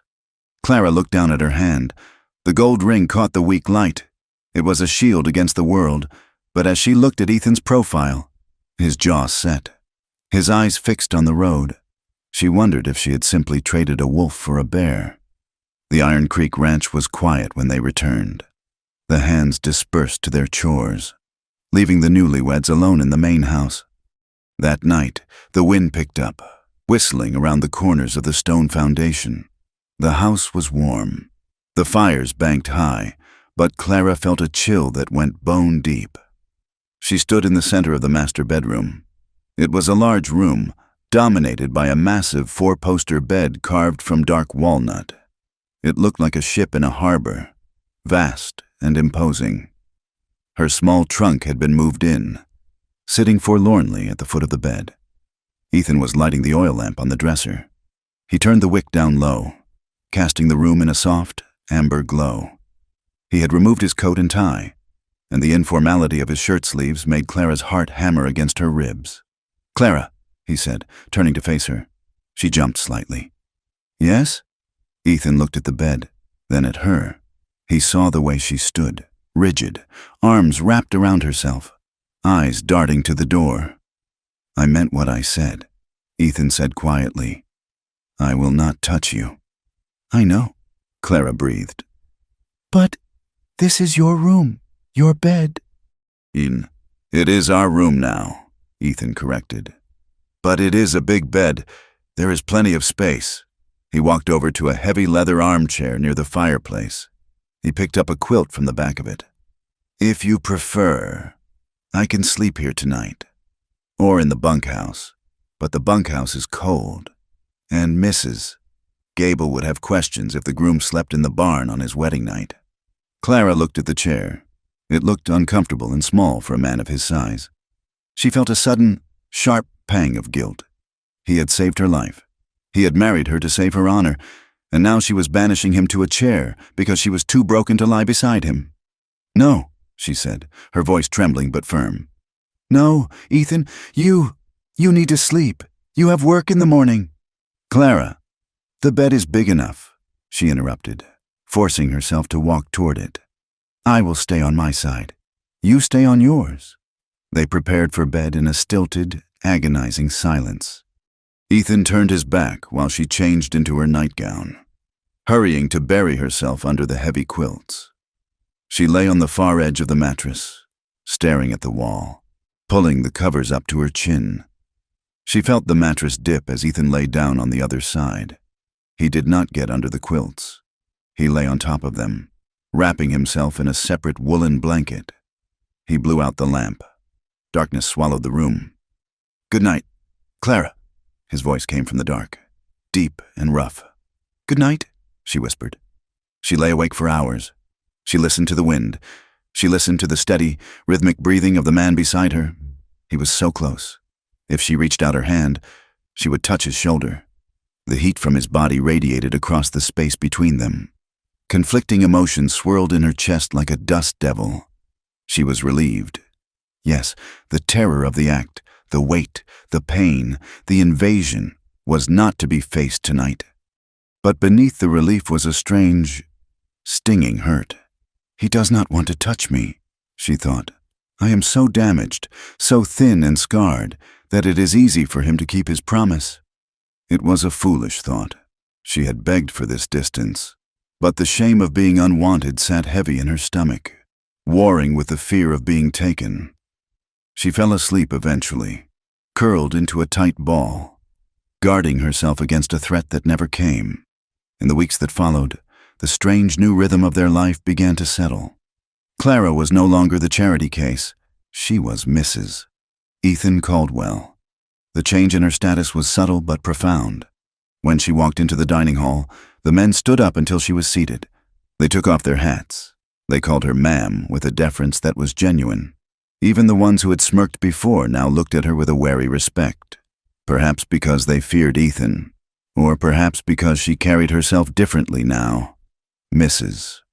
Gable became less of a supervisor and more of a mentor. "You need to know the books," the housekeeper said one morning, slapping a heavy ledger onto the kitchen table. "Ethan can run the herds, but he forgets to order flour until we are down to the last sack, and he pays too much for grain." Clara took to the task with a desperation to be useful. She found she had a head for numbers. She organized the pantry inventory, found a cheaper supplier for coffee in the city, and began to track the calving rates in a way that made sense. One evening, Ethan came in from the cold, smelling of snow and horses. He stood by the fire, warming his hands. while Clara sat at his desk. "We are low on fencing wire," he muttered. "I need to send a wagon to the depot." "We have 3 spools in the shed behind the barn," Clara said without looking up from her writing. "I counted them yesterday, and the price of wire has gone up 10 cents a roll, so we should wait until next month to order more if we can." Ethan turned to look at her. He stared for a moment, a look of surprise crossing his face. Then, a slow nod. "You counted the shed?" "I did," Clara said. "It was a mess." "I imagine it was," Ethan said, a corner of his mouth lifted. Not quite a smile, but close. "Thank you, Clara." That small moment of approval warmed her more than the fire. It gave her something she hadn't had since her father died, a purpose. She was not just a mouth to feed. She was a partner. The nights, however, remained a landscape of tension. Ethan continued to sleep on top of the covers for the first week, then eventually moved under them. But he kept a distinct distance. A valley of cold sheets separated them. Then came the thunderstorm. It was late April. The spring storms on the prairie were violent things, shaking the earth. It started after midnight. A crashing boom that rattled the window panes in their frames. Clara was asleep, but the sound tore her from her dreams. In the dark, the thunder sounded exactly like a heavy oak door being slammed shut by a furious hand. Wham! "No!" Clara whimpered, curling in on herself. Wham! She was back in the small house in town. Thomas was drunk. He was breaking things. He was coming up the stairs. She began to shake. A high, keen sound escaped her throat, a sound of pure, distilled terror. Ethan woke instantly. He heard the whimper, felt the bed shaking with her tremors. "Clara, don't come in," she gasped, lost in the flashback. "I'll be quiet. I promise I'll be quiet." Ethan understood. He sat up, his heart breaking for her. The lightning flashed, illuminating the room in a stark, white glare. He saw her pressed against the headboard, her eyes squeezed shut, her hands covering her ears. He moved slowly. He did not grab her. He shifted his weight across the mattress until he was near her. "Clara," he said, pitching his voice low, under the sound of the thunder. "It is the storm. It is just thunder. You are safe." She didn't seem to hear him. She was hyperventilating. "Clara," he said again. "May I hold you?" She didn't answer, just sobbed. "I am going to put my arm over you," Ethan said clearly. "Just to ground you. Tell me if you want me to stop." He waited a beat, then slowly laid his heavy arm across her shaking body, over the quilt. He did not pull her to him. He just let the weight of his arm rest there, a solid bar of warmth and presence. Clara froze at the contact, but the weight was not angry. It was not grabbing. It was heavy, stable, and still. It felt like the earth itself was holding her down, keeping her from flying apart. "Breathe," Ethan whispered, his face inches from her hair. "I have you. Nothing is getting in here." Slowly, the shaking subsided. Clara focused on the weight of his arm. It wasn't trapping her, it was shielding her. She opened her eyes and saw the outline of his shoulder in the dark. "Ethan," she whispered. "I'm here." She shifted, turning slightly toward him. She did not pull away. She nodded against the pillow. "Okay." He kept his arm there all night. He did not move to touch her further. And for the first time, Clara fell asleep feeling not just safe, but cherished. The storm broke the winter's back. May brought green grass and wildflowers that carpeted the hills in purple and yellow. With the weather clearing, Ethan decided it was time Clara learned to ride properly. "You cannot live on a ranch and be footbound," he told her. He saddled a mare named Bess, a gentle, older horse with a soft mouth. He brought them to the corral on a Saturday afternoon. Clara was nervous. Thomas had never let her ride. He said horses were for men and that she would ruin the animal's mouth. "Up you go," Ethan said, standing beside the stirrup. He put his hands on her waist to help her lift. Clara gasped. His hands were large, his fingers splaying over the fabric of her dress. Warm and firm. Through the layers of cotton and corset, she felt the heat of his palms. She swung her leg over, flushing pink. Ethan adjusted her stirrups, his hands brushing her ankle, her calf. He was focused on the tack, but Clara was focused on him. She looked down at the top of his head. His hat was pushed back. She saw the dusting of gray at his temples. She noticed, for the first time, the way the sleeves of his shirt were rolled up to his elbows, revealing forearms that were corded with muscle and dusted with dark hair. When he mounted his own horse and rode beside her, instructing her on how to hold the reins, she found herself distracted. He was in his element here. He controlled the massive stallion beneath him with a subtle shift of his weight, a twitch of his finger. There was a power in him that was mesmerizing. They rode out to the creek and back. The wind played with the loose strands of her hair. When she laughed at Bess snorting at a rabbit, Ethan looked at her. His gaze dropped to her smiling mouth. His eyes darkened, the pupils dilating. It was a look of raw, unmasked want. Clara's breath caught. A strange heat pooled low in her belly. It was frightening, yes, but it was also thrilling. She realized, with a jolt, that she wanted him to keep looking at her like that, emboldened by the ride, by the weeks of peace, by the growing ease between them. The dynamic in the house shifted. One evening a week later, they were in the study. The fire was dying down. Clara was reading a book. Ethan was pouring a brandy. He walked over to her chair. "Can I get you anything?" Clara looked up. "No, thank you." He didn't move away. He stood there, looking down at her. The air in the room grew thick. The memory of the ride, of his hands on her waist, hung between them. Ethan set his glass down, slowly, giving her ample time to move. He leaned down. Clara stayed still, her heart hammering. "It is okay," she told herself. "He is my husband. I trust him." He kissed her. It started soft, testing the waters. His lips were warm, tasting of brandy. Clara closed her eyes, leaning into it slightly. Ethan groaned low in his throat. The sound was primal. He deepened the kiss, his hunger breaking the leash he had kept on it for months. He leaned over her, his large frame boxing her in. His hand moved from the armrest to her leg, sliding up her thigh to pull her closer. The contact was electric, but it triggered the wrong wire. The weight of him looming over her, the hand on her thigh, grasping, the smell of alcohol on his breath. Flashback. Thomas pinning her to the chair, Thomas's hand bruising her leg. "You belong to me." Panic, cold and white-hot, exploded in Clara's brain. "No!" She screamed. She shoved him.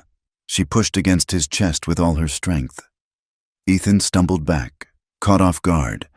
Clara scrambled out of the chair, knocking the lamp on the side table. It wobbled, but didn't fall. She backed into the corner of the room, her chest heaving, her eyes wide and terrified. "Don't!" she cried. "Don't touch me!" Silence crashed into the room. Ethan stood where he had been pushed. His chest was heaving too. His face was flushed, his eyes wild with a mixture of desire and shock. Then, the realization hit him. He saw her fear. He saw the way she was looking at him, like he was a monster. Clara's panic began to recede, replaced instantly by a crushing wave of shame. She saw Ethan, her protector, her husband, standing there, rejected. I am sorry," she stammered, tears spilling over. "I am sorry, Ethan. I know a wife should. I know I should let you." "Stop," Ethan said, his voice rough. "I tried," she wept. "I wanted to. But I can't. I'm broken. I'm so sorry." Ethan turned away. He gripped the edge of the mantelpiece, his knuckles turning white. A vein pulsed in his temple. He was a man of flesh and blood. He had waited. He had been patient. And for a moment, he thought she had wanted him. The rejection stung like a whip. He closed his eyes and forced himself to breathe. In, out. He remembered Thomas Bishop. He remembered the bruises he had seen on her soul. He turned back to her. His face was composed, though his eyes were incredibly sad. "You are not broken. Clara," he said, his voice low and firm. "And you do not let me do anything. If you do not want it, it does not happen. But you are my husband." she whispered. And I am not him, Ethan said. I will not force you, ever. Do you hear me? Yes, she said. Go to bed, Clara. The distance grew after that night. It wasn't an angry silence, but a careful one. They were like two people walking on thin ice, terrified that one wrong step would plunge them back into the dark water. Ethan began to stay out later. He rode the fence lines until long after dark. Twice, he didn't come back to the house at all, sleeping in the bunkhouse, claiming they had an early start on branding. Clara lay in the big bed alone, staring at the empty pillow. She felt like she had failed a test. She had proven to him that she was exactly what the town said. Damaged goods, useless as a wife. She wondered if he regretted saving her. She wondered if he was thinking of the saloon, where women knew how to be touched without screaming. The town noticed the distance, too, or rather, they invented it. Rumors began to swirl that the marriage was a sham, that they slept in separate rooms, that Ethan was miserable. 2 weeks later, Clara drove the wagon into town for supplies. She needed thread and flour. She walked into the mercantile, her head held high, though her hands were sweating in her gloves. Mrs. Higgins and Mrs. Miller were at the counter. They didn't see Clara enter. I heard she locked her door against him. Mrs. Higgins whispered loudly. Poor Ethan, trapped with a frigid little shrew. Well, what did he expect? Mrs. Miller sniffed. She trapped him for the money. She doesn't want a husband. She wants a purse. She is manipulative. That one. Played the victim to catch the biggest catch in the county. It's a sin, Mrs. Higgins agreed. Denying a husband his rights. It's unnatural. Clara stood frozen in the aisle. The words cut through her like knives. Frigid, manipulative, unnatural. Tears welled in her eyes, hot and stinging. She turned and ran out of the store, abandoning her list. She hurried to the wagon, climbing up and hiding her face in her hands, sobbing quietly. She felt stripped bare. They were right. In their own cruel way, they were right. She was denying him. She was a burden. Clara? Ethan's voice. He had ridden into town to meet her and load the heavy sacks. He rode up to the wagon, seeing her hunched form. He dismounted in a second, his boots hitting the dirt hard. Clara, what is it? He reached up, touching her arm.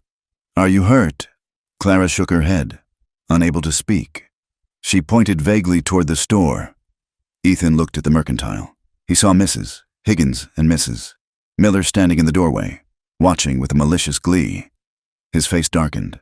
The temperature around him seemed to drop 20 degrees. Stay here, he commanded softly. He walked toward the women. He did not rush. He moved with the slow, inevitable momentum of a landslide. The woman stopped smiling as he approached. Mr. Caldwell. Mrs. Higgins twittered nervously. We were just... I know what you were doing, Ethan said. His voice was not loud, but it carried down the street. You were gossiping about my wife. We only express concern. Mrs. Miller tried to say, You are malicious harpies. Ethan cut her off. Now listen to me. You, Mrs. Higgins, your husband owes the bank for his thresher, and you, Mrs. Miller, your son works on the Henderson ranch. Does he not? The women went pale. If I hear one more word spoken against Clara, Ethan said, his voice like a blade, I will buy your husband's note from the bank and call it in the next day, and I will tell Henderson he can choose between keeping your son or selling his beef to me. You wouldn't, Mrs. Higgins gasped. Try me, Ethan said. Clara is my wife. You will treat her with respect, or you will find out just how ruthless I can be. Good day, ladies. He turned his back on them and walked back to the wagon. Clara had heard every word. She stared at him as he climbed up beside her and took the reins. He was shaking with suppressed rage. He had threatened to ruin people for her. He had claimed her, publicly and fiercely, not because of a debt contract, but because she was his. Ethan, she whispered. He looked at her. The anger in his eyes faded, replaced by concern. Let's go home, Clara. Clara nodded, wiping her tears. A mix of emotions swirled in her chest, gratitude so deep it ached, and a fresh, sharp guilt. He defended her with everything he had, and she still couldn't give him the one thing he asked for. But as she looked at his hands on the reins, steady, capable, dangerous to others but gentle with her, she knew that the wall inside her was beginning to crack, not from fear, but from the sheer force of his loyalty. Spring arrived in the high country not as a gentle awakening, but as a violent upheaval. The snow did not simply melt. It surrendered to a biting wind that tore down from the mountains, turning the frozen drifts into torrential creeks and the hard-packed roads into quagmires of sucking mud. Yet, beneath the brutality of the weather, life insisted on pushing through. Purple crocus blooms stabbed through the crust of the earth, and the bawling of newborn calves echoed against the canyon walls. The Iron Creek Ranch was a hive of desperate activity. The calving season had come early and hard. Coinciding with the late freeze, Ethan Caldwell was rarely in the house. He rode out before dawn. His coat collar turned up against the sleet and returned long after dark, smelling of wet wool, blood, and exhaustion. Clara watched him from the kitchen window, her heart beating a strange, anxious rhythm. She kept a pot of coffee hot on the stove at all hours, knowing he would need it. On a Tuesday morning, the wind was particularly vicious, carrying a stinging grit that rattled the window panes. Clara was kneading dough, her arms dusted with flour, when a shout rose from the yard. It was not the usual call of a ranch hand moving cattle. It was a frantic, high-pitched yell. "Help! Get the door!" Clara froze. She wiped her hands on her apron and ran to the front hallway. Through the glass of the front door, she saw a sight that stopped her breath. Dutch and another hand, a burly man named Caleb, were carrying a heavy shape between them. Ethan? His hat was gone. His head lolled back against Dutch's shoulder, and a dark, glistening streak of crimson ran from his hairline down over his eye, dripping onto his collar. Clara threw the door open, heedless of the cold wind that blasted into the hall. "What happened?" she cried, her voice trembling. "Thrown!" Dutch grunted, struggling under Ethan's dead weight. He was trying to rope a heifer in the mud. The horse slipped and went down hard, rolled right over him. "Bring him in," Clara commanded, stepping back. "To the bedroom, now!" She did not wait for them. She turned and ran to the kitchen, grabbing a basin and the kettle from the stove. She stripped the clean linens from the warming rack. Her feet were bare, but she did not feel the cold floorboards. She felt only a singular, icy focus. By the time she reached the bedroom, the men had laid Ethan on the quilt. He was pale, his skin gray beneath the tan, and he was not moving. The blood looked shockingly bright against the white pillowcase. "Get the doctor," Clara said, setting the basin down. "Road is washed out at the creek crossing." "Ma'am," Caleb said, wringing his hat in his hands. "We can't get a wagon across." "Then ride a horse," Clara snapped, wringing out a cloth in the steaming water. "Go, now!" The men fled, relieved to have orders. Clara was alone with him. She sat on the edge of the bed. Her hands, which had shaken so violently on her wedding day, were suddenly steady. There was no room for fear now. "Ethan," she whispered. He did not answer. His breathing was shallow. Clara gently wiped the blood from his forehead. It was a nasty gash, jagged and deep, but as she cleaned it, she saw the skull was not depressed. She pressed her fingers to his neck, finding a pulse that was strong and steady. She unbuttoned his shirt, her fingers flying over the fastenings. His chest was bruised, a large purple welt forming over his ribs where the saddle horn or a hoof had struck him. Seeing him like this mountain of a man, usually so invincible, now broken and silent, did something to Clara.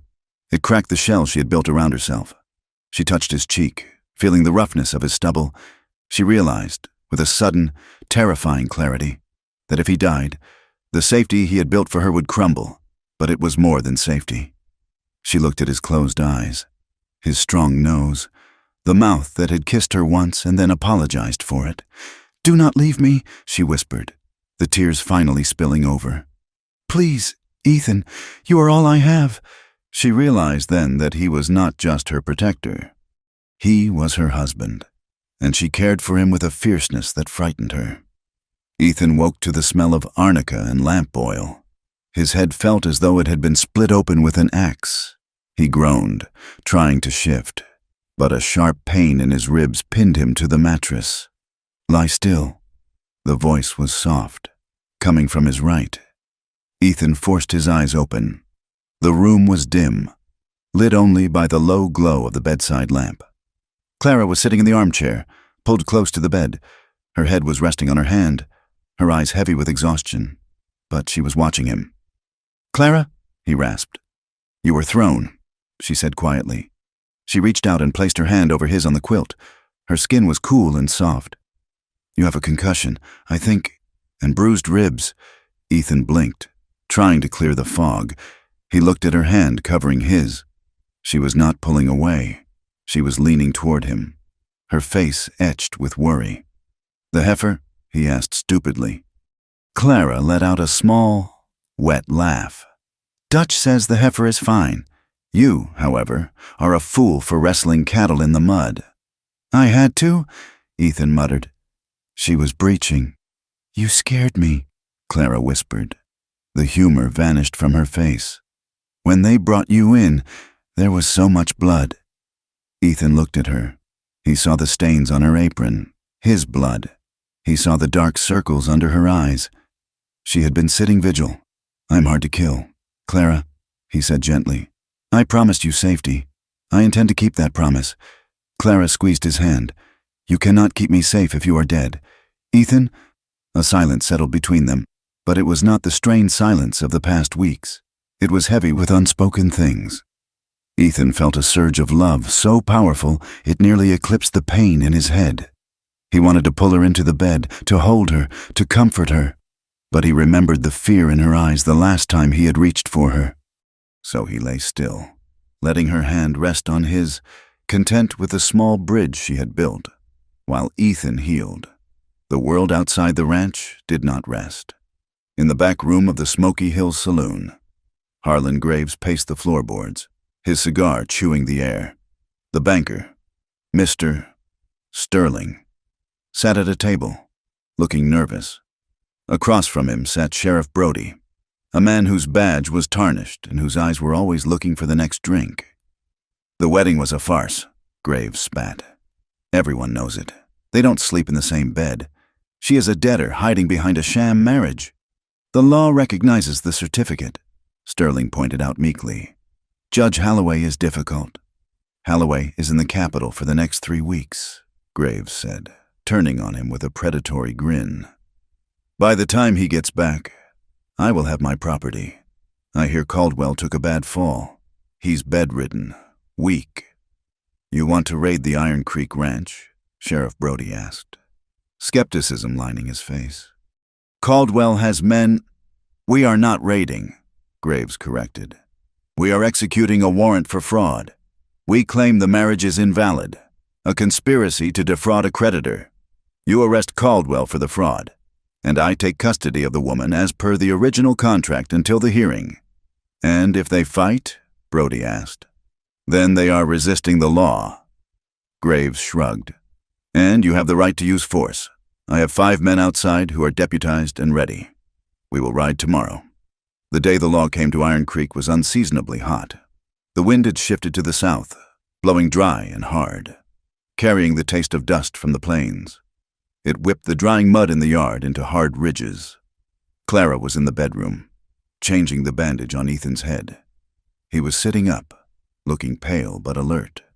The dizziness had mostly passed, though his ribs still ached with every breath. "I should be out there," Ethan grumbled. "Dutch say the lower fence is down." "Dutch can fix a fence," Clara said firmly, pinning the cloth.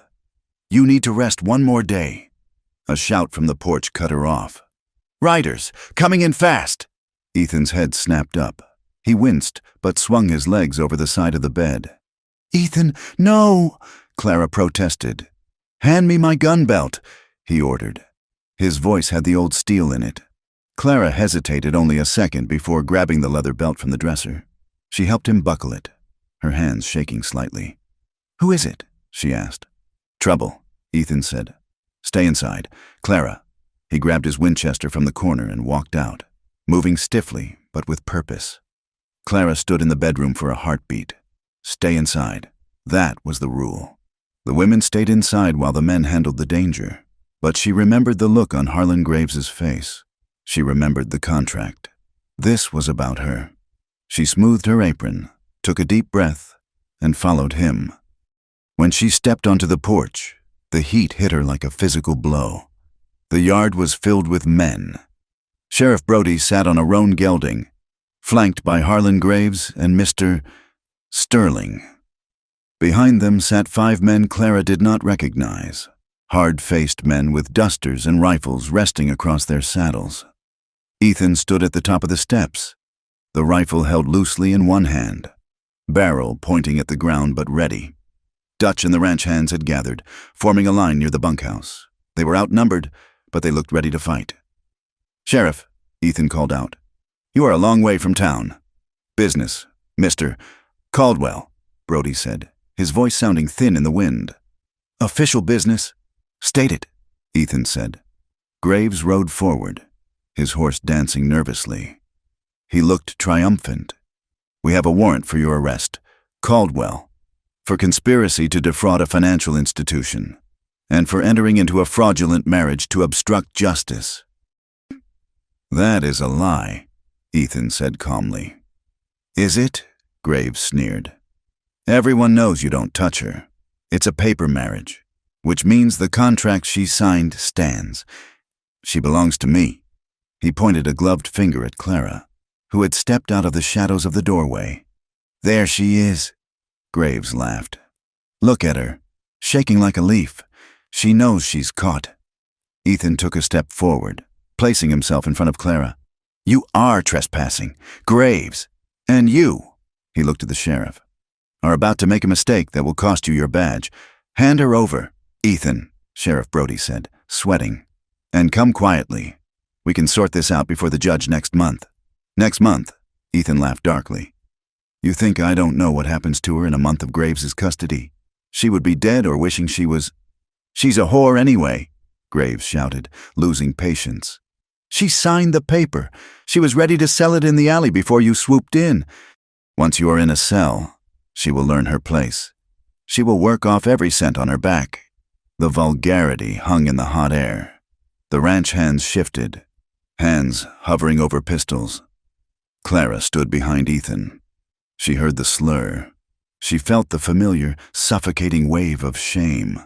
But then, she looked at Ethan's back. He was hurt. He was barely standing upright, fighting his own pain to shield her. And something inside Clara Bishop finally snapped. The fear, which had been a cold stone in her gut for years, suddenly heated until it was molten. It was no longer terror. It was rage. Pure, white-hot rage. She stepped out from behind Ethan. "Clara, get back!" Ethan hissed. "No!" she said. Her voice was not a whisper. It was clear and ringing. She walked to the edge of the porch railing. She looked straight at Harlan Graves. "You want the truth?" she called out. "I will tell you the truth." Graves blinked, surprised by her boldness. "Shut your mouth, woman." "I will not," Clara said. She looked at the sheriff, then at the hired guns, then at her own ranch hands. "I signed that paper. Yes, I signed it because my husband had been dead for 2 months, and I had not eaten in 3 days. I signed it because Mr. Sterling told me he would take the bed I slept in if I didn't pay him. That is business," Sterling squeaked. "And you?" Clara turned her gaze on Graves. "You met me in the alley.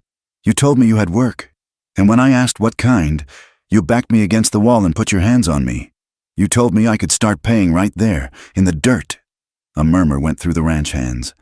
Even the sheriff looked uncomfortable. "You are a liar," Graves roared, his face turning purple. "I am not," Clara cried, her voice shaking with the force of her adrenaline. "I ran from you. I ran until I fell in the snow. I would rather have frozen to death than let you touch me again. Mr. Caldwell did not conspire to anything. He saved a woman you were trying to hunt down like an animal. He married me to give me the dignity you tried to steal." She stood there, chest heaving, tears of fury standing in her eyes. She had stripped herself bare. She had confessed her darkest desperation to the men who worked for her husband. "She speaks the truth," Ethan said, his voice deep and resonant. "I saw the bruises on her arm where you grabbed her, Graves, and I saw the contract. It is unlawful coercion. Judge Holloway will not just throw it out, he will have you jailed for it." Sheriff Brody looked at Graves. He looked at the determined set of Ethan's jaw. He looked at the ranch hands, who were now glaring at Graves with open hostility. The narrative had shifted. This wasn't a business dispute. It was a predation. "Harlan," Brody said slowly, "maybe we should rethink this." "Rethink," Graves screamed. "I paid for her. She is mine." He was losing control. He saw the disgust in the eyes of the men around him. He saw his prize slipping away. "Damn you all!" Graves shrieked. He reached into his coat. "Drop it!" Ethan shouted, bringing the rifle up.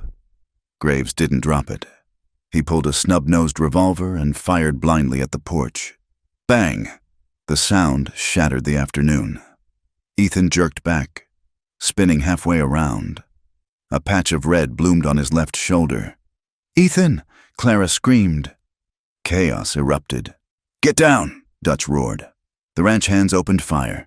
The hired guns, realizing they were in a losing fight for a man who had just shot a prominent rancher, hesitated. But Graves fired again, wild and desperate. Ethan dropped to one knee, clutching his shoulder. He tried to raise his rifle with one arm, but the pain was blinding. Graves was aiming again, right at Ethan's chest. Clara did not think. She did not freeze. She lunged. She grabbed Ethan by the back of his vest and hauled him backward with a strength she did not know she possessed.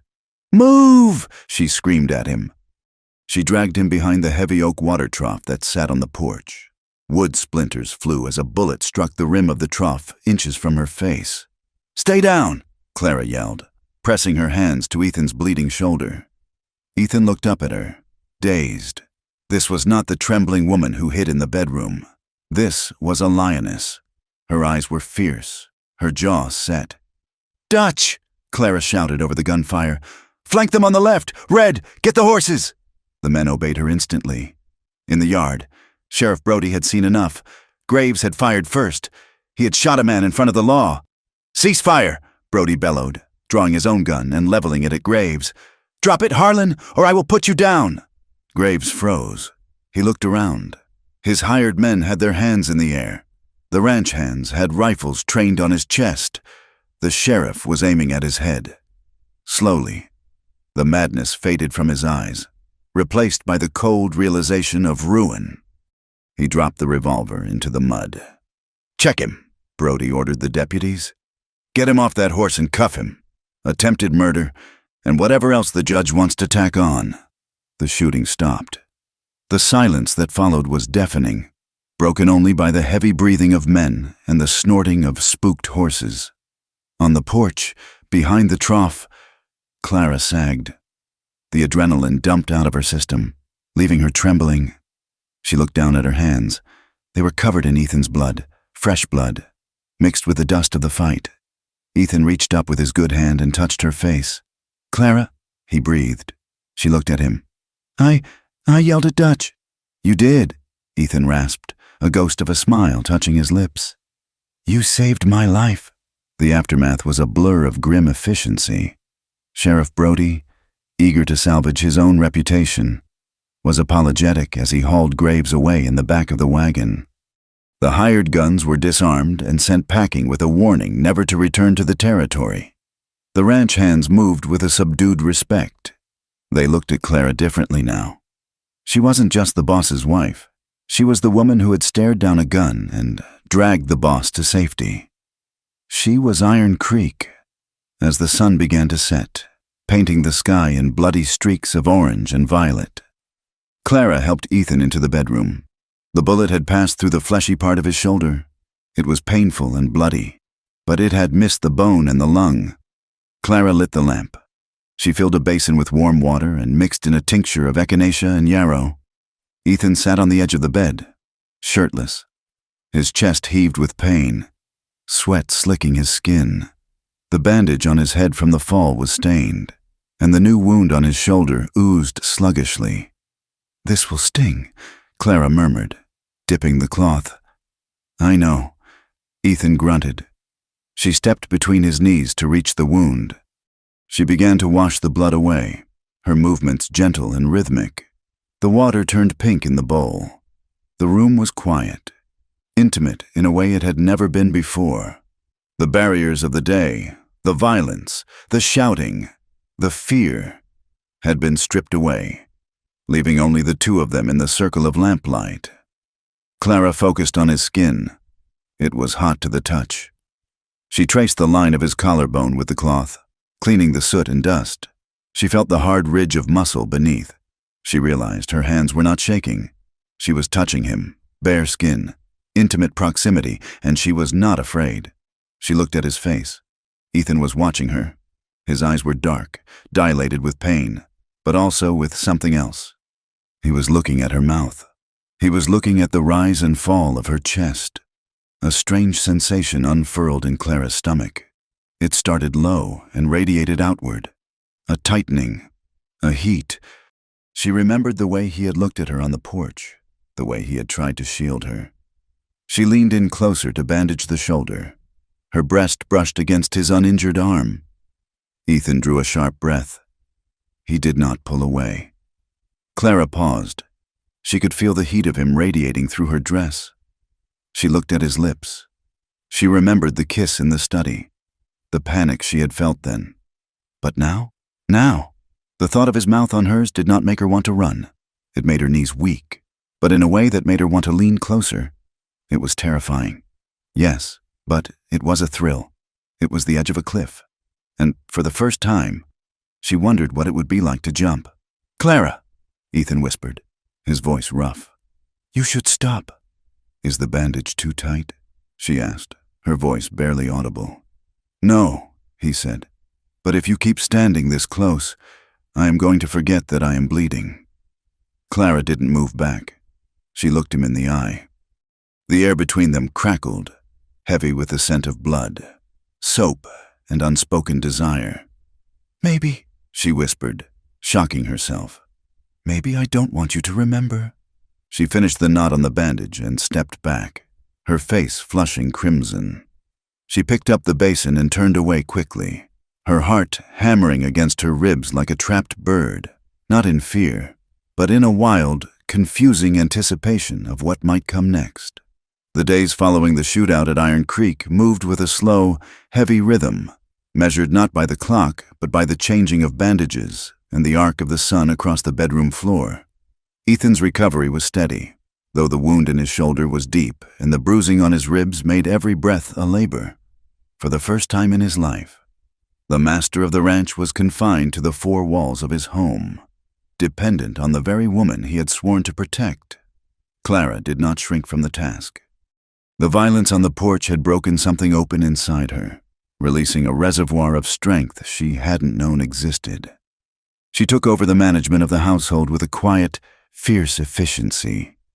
She directed Mrs. Gable on which herbs to steep for the infection. She ordered Dutch to keep the men close to the bunkhouse in case Graves's associates returned, and she spent every other waking hour at Ethan's bedside. The physical distance that had defined their marriage evaporated in the heat of the sick room. There was no room for modesty when a fever needed to be broken or a dressing needed to be changed. Clara washed his chest with cool water, her hands moving over the hard planes of muscle and the jagged scars of his past. She supported his weight when he needed to sit up, his heavy arm draped over her shoulders, his breath warm against her neck. At first, the intimacy was purely practical, born of necessity. But as the fever broke and Ethan's eyes cleared, the air in the room began to change. One afternoon, Clara was rewrapping his shoulder. Ethan was sitting on the edge of the bed, his shirt discarded. The afternoon light filtered through the lace curtains, casting patterns on the floorboards. "Is it healing?" Ethan asked, his voice rough with sleep. "The redness is gone," Clara murmured, her fingers brushing the skin near his neck. "You were lucky. Ethan, an inch lower and it would have shattered the bone." "I have always been lucky," he said, turning his head slightly. His movement brought his face inches from her hand. He stopped there, not pulling away. Clara stilled. She could feel the heat radiating from him. She looked down and saw him watching her, his gray eyes dark and unguarded. For a moment, neither of them breathed.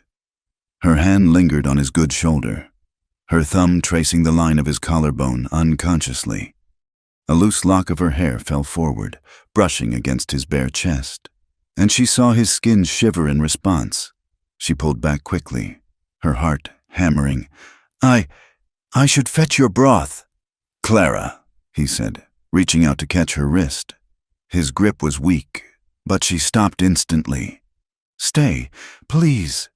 She sat in the chair beside the bed, smoothing her apron, trying to calm the sudden, confusing riot in her blood.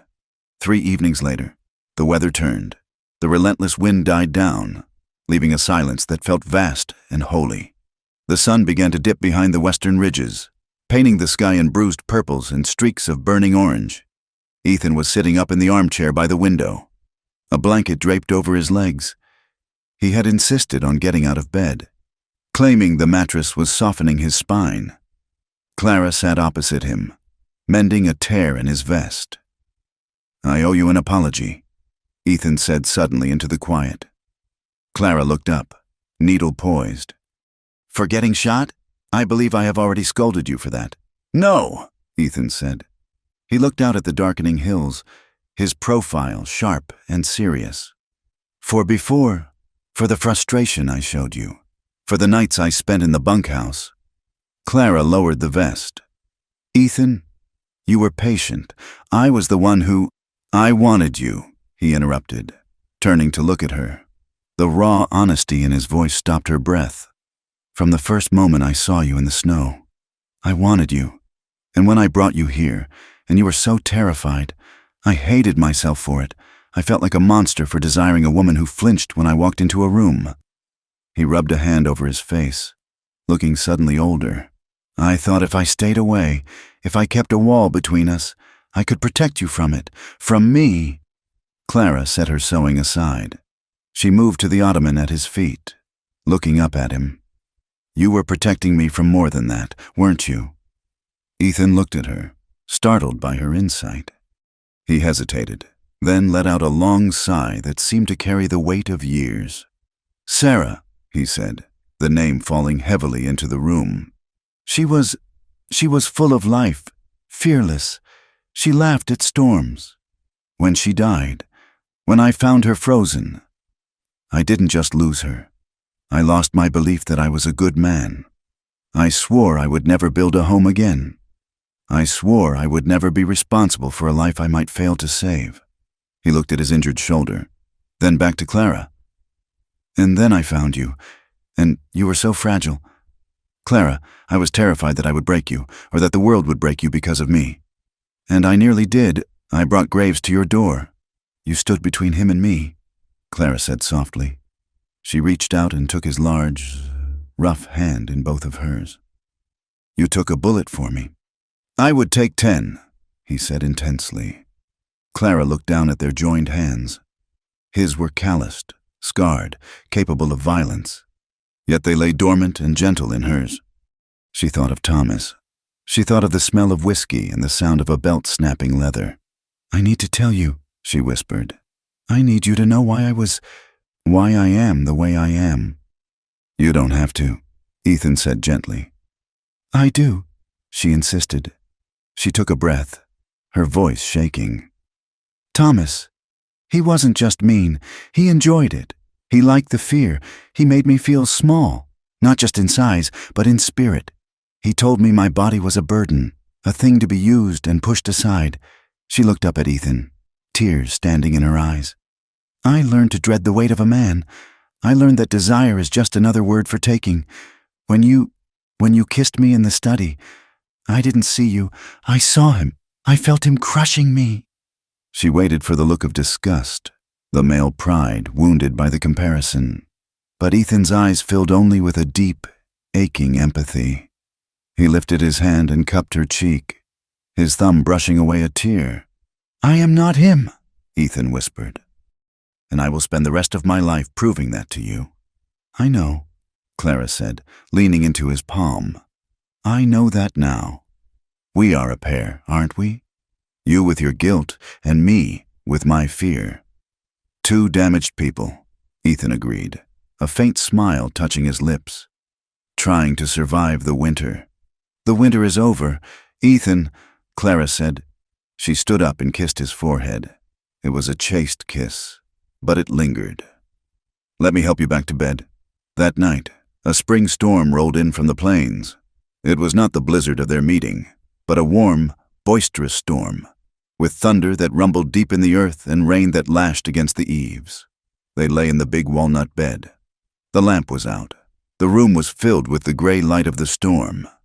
Ethan lay on his back, careful of his shoulder. Clara lay on her side, facing him, watching the rise and fall of his chest.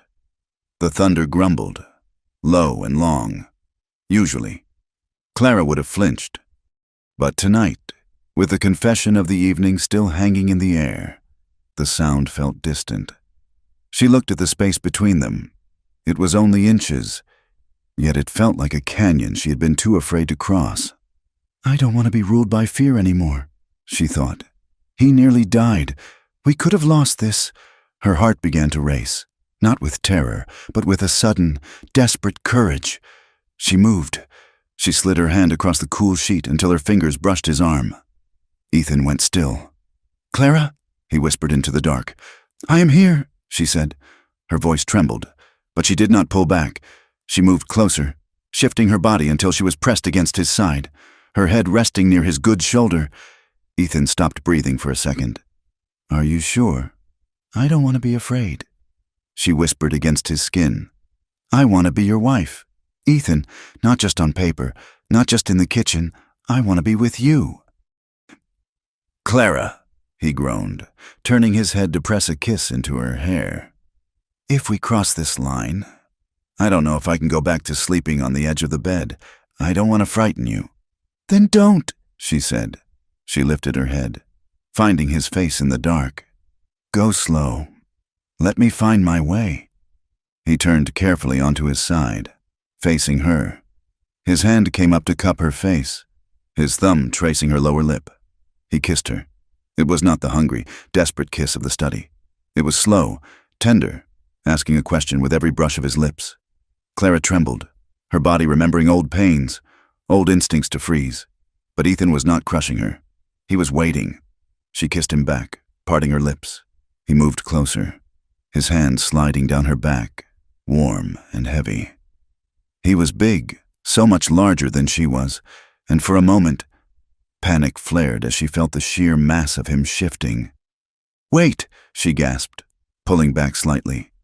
Ethan stopped instantly. "I've stopped. I'm right here." "It's just—" She flushed in the darkness, grateful he couldn't see her face. "You are so big, and I am not used to kindness there. I will be gentle," he promised, his voice a low rumble that vibrated against her chest. "I will not hurt you." She guided his hand. She let him touch her, flinching at first, then relaxing as his touch remained reverent. He murmured to her constantly, a stream of soft praises and reassurances that drowned out the thunder outside. But when the moment came, when the physical reality of the act presented itself, Clara froze again. The memory of pain was a physical barrier. She felt small, fragile, and terrified of the invasion. "I can't," she whimpered, hiding her face in his neck. "Ethan, I can't. It won't work. It's too much." Ethan held her, stroking her hair. He didn't push. He didn't pull away in frustration. "It's all right," he soothed. "We have all night. We have all our lives." "But it is—" She struggled for the words, humiliated by her own anatomy and fear. "It is too big. Just sit on it?" The words tumbled out, clumsy and desperate. She had heard a washerwoman say it once, A crude piece of advice for a nervous bride, and in her panic, it was the only solution her mind could grasp to keep control, to keep from being pinned down. Ethan went still. Then, a low, soft sound rumbled in his chest. It wasn't mocking. It was a sound of understanding. "If that makes you feel safe," he whispered against her ear, "then you lead. You set the pace. I won't move unless you want me to." He helped her, guiding her with hands that were shaking with his own restraint. He let her take the high ground, let her control the depth and the weight. It was awkward at first, filled with her sharp intakes of breath and his soothing whispers. But as she realized he was true to his word, that he was holding still, letting her dictate the rhythm, the fear began to bleed away. She looked down at him in the dim light. His head was thrown back, his eyes closed, his face open and vulnerable in a way she had never seen. He was surrendering his strength to her. Tears pricked her eyes, but then a small, watery laugh escaped her. She was doing it. She was here, and the world wasn't ending. The pain was a distant echo, replaced by a fullness, a connection that felt like an anchor dropping into the seabed. "Ethan," she sighed, collapsing forward to rest her forehead against his. "I have you," he breathed, wrapping his good arm around her, holding her close. "I have you. Clara." They lay there as the storm passed, limbs tangled, hearts beating in a slow, synchronized rhythm. There was no shame in the room anymore, only the smell of rain and the profound, exhausted peace of a war finally ended. The change in the house over the next few weeks was subtle, like the shift of light in the turning of a season. There were no grand declarations, but there was a new ease in the way they moved around each other. They shared private smiles over the rim of coffee cups at breakfast. When Ethan walked through the kitchen, his hand would graze the small of her back, a casual claim that made Clara flush with pleasure rather than fear. In the barn, between chores, he would pull her into the shadows for a brief, fierce embrace, burying his face in her neck as if drawing strength from her scent. The town, too, began to shift. The arrest of Harlan Graves had broken a dam. The circuit judge, upon returning and hearing the testimony of the sheriff and the ranch hands, had not only voided the contract but had Graves held over for trial in the territorial capital. The story of Clara standing on the porch, unarmed, defending her wounded husband, had spread like wildfire. She was no longer the saloon girl widow. She was the Iron Creek bride. On a Sunday in June, Ethan hitched the buggy. "Get your hat," he told her. "We are going to church." Clara hesitated. "Ethan, the staring—" "Let them stare," he said, helping her up. "Let them see." When they walked into the church, the congregation went silent. Clara held her head high, her hand tucked firmly into the crook of Ethan's arm. She wore a dress of sprigged muslin she had made herself, and the gold ring on her finger caught the light. They walked down the aisle to the Caldwell pew near the front. As they passed Mrs. Higgins, the woman looked ready to look away, but then, catching Ethan's hard stare, she offered a stiff, polite nod. "Good morning, Mrs. Caldwell," the baker's wife whispered as they passed. Clara squeezed Ethan's arm. It was a small victory, one with blood and courage, but it tasted sweeter than any wine. Summer burned across the prairie, turning the grass to gold. The work was hard, long days of haying, branding, and dust. But the ranch no longer felt like a fortress against the world. It felt like a home. Clara planted hollyhocks along the path to the porch. She put a rocking chair out front where she would sit in the evenings, watching the fireflies dance over the creek. In late August, the heat broke with a series of cool mornings. It was then that Clara realized the rhythm of her own body had changed. She sat on the edge of the bed one morning, counting the weeks in her head. Fear, cold and familiar, washed over her first.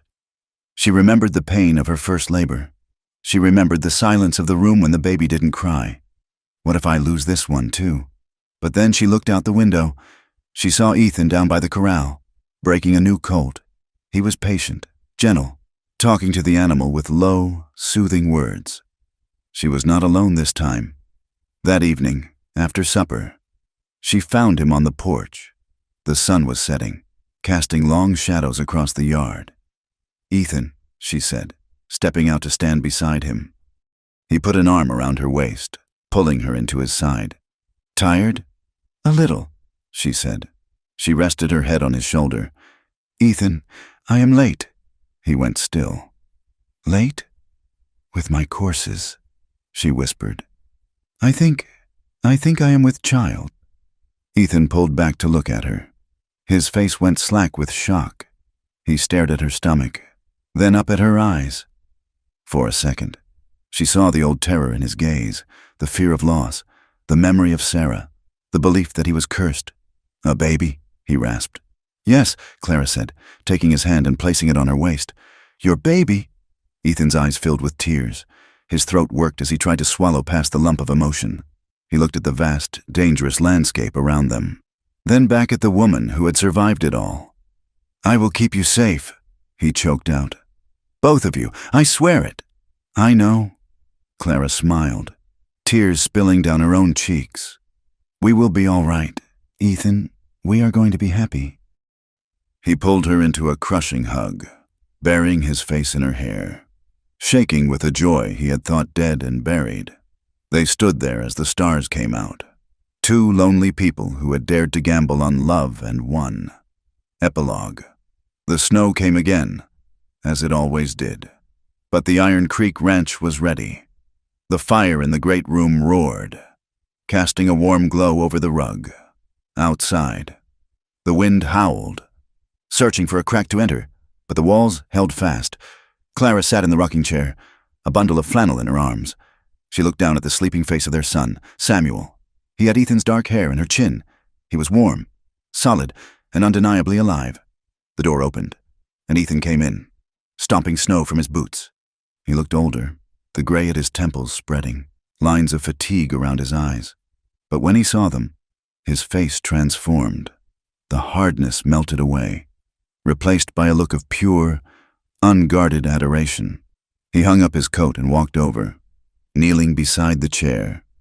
He reached out a large, calloused finger and stroked the baby's cheek. "Is he sleeping?" Ethan whispered.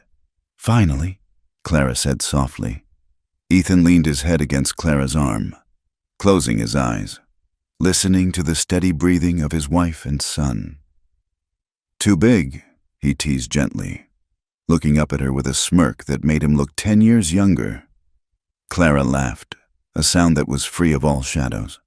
She leaned down and kissed him. "Just right," she whispered. Outside, the west was wide and wild, full of dangers and storms that would never truly end. But here, in the circle of the firelight, they had carved out a peace that nothing could touch, a love that carried scars, yes, but shone fiercely enough to light the way home. Thank you so much for listening to this story. Too big. Just sit on it, the rich rancher whispered to the young widow who was terrified of. It has been a journey walking the dusty roads of Iron Creek with Clara and Ethan, watching them heal from their pasts to build a future together. I would love to hear from you. Please leave a comment below telling me where you are listening from. I am always amazed to see how far these western winds blow. If you enjoyed this story and want to hear more tales of love, resilience, and the American frontier, please consider subscribing to From Wild West. Share your thoughts in English in the comments. Did Clara's courage surprise you? Did Ethan's redemption touch your heart? I read every comment and appreciate your support. Until the next story, keep your fires burning bright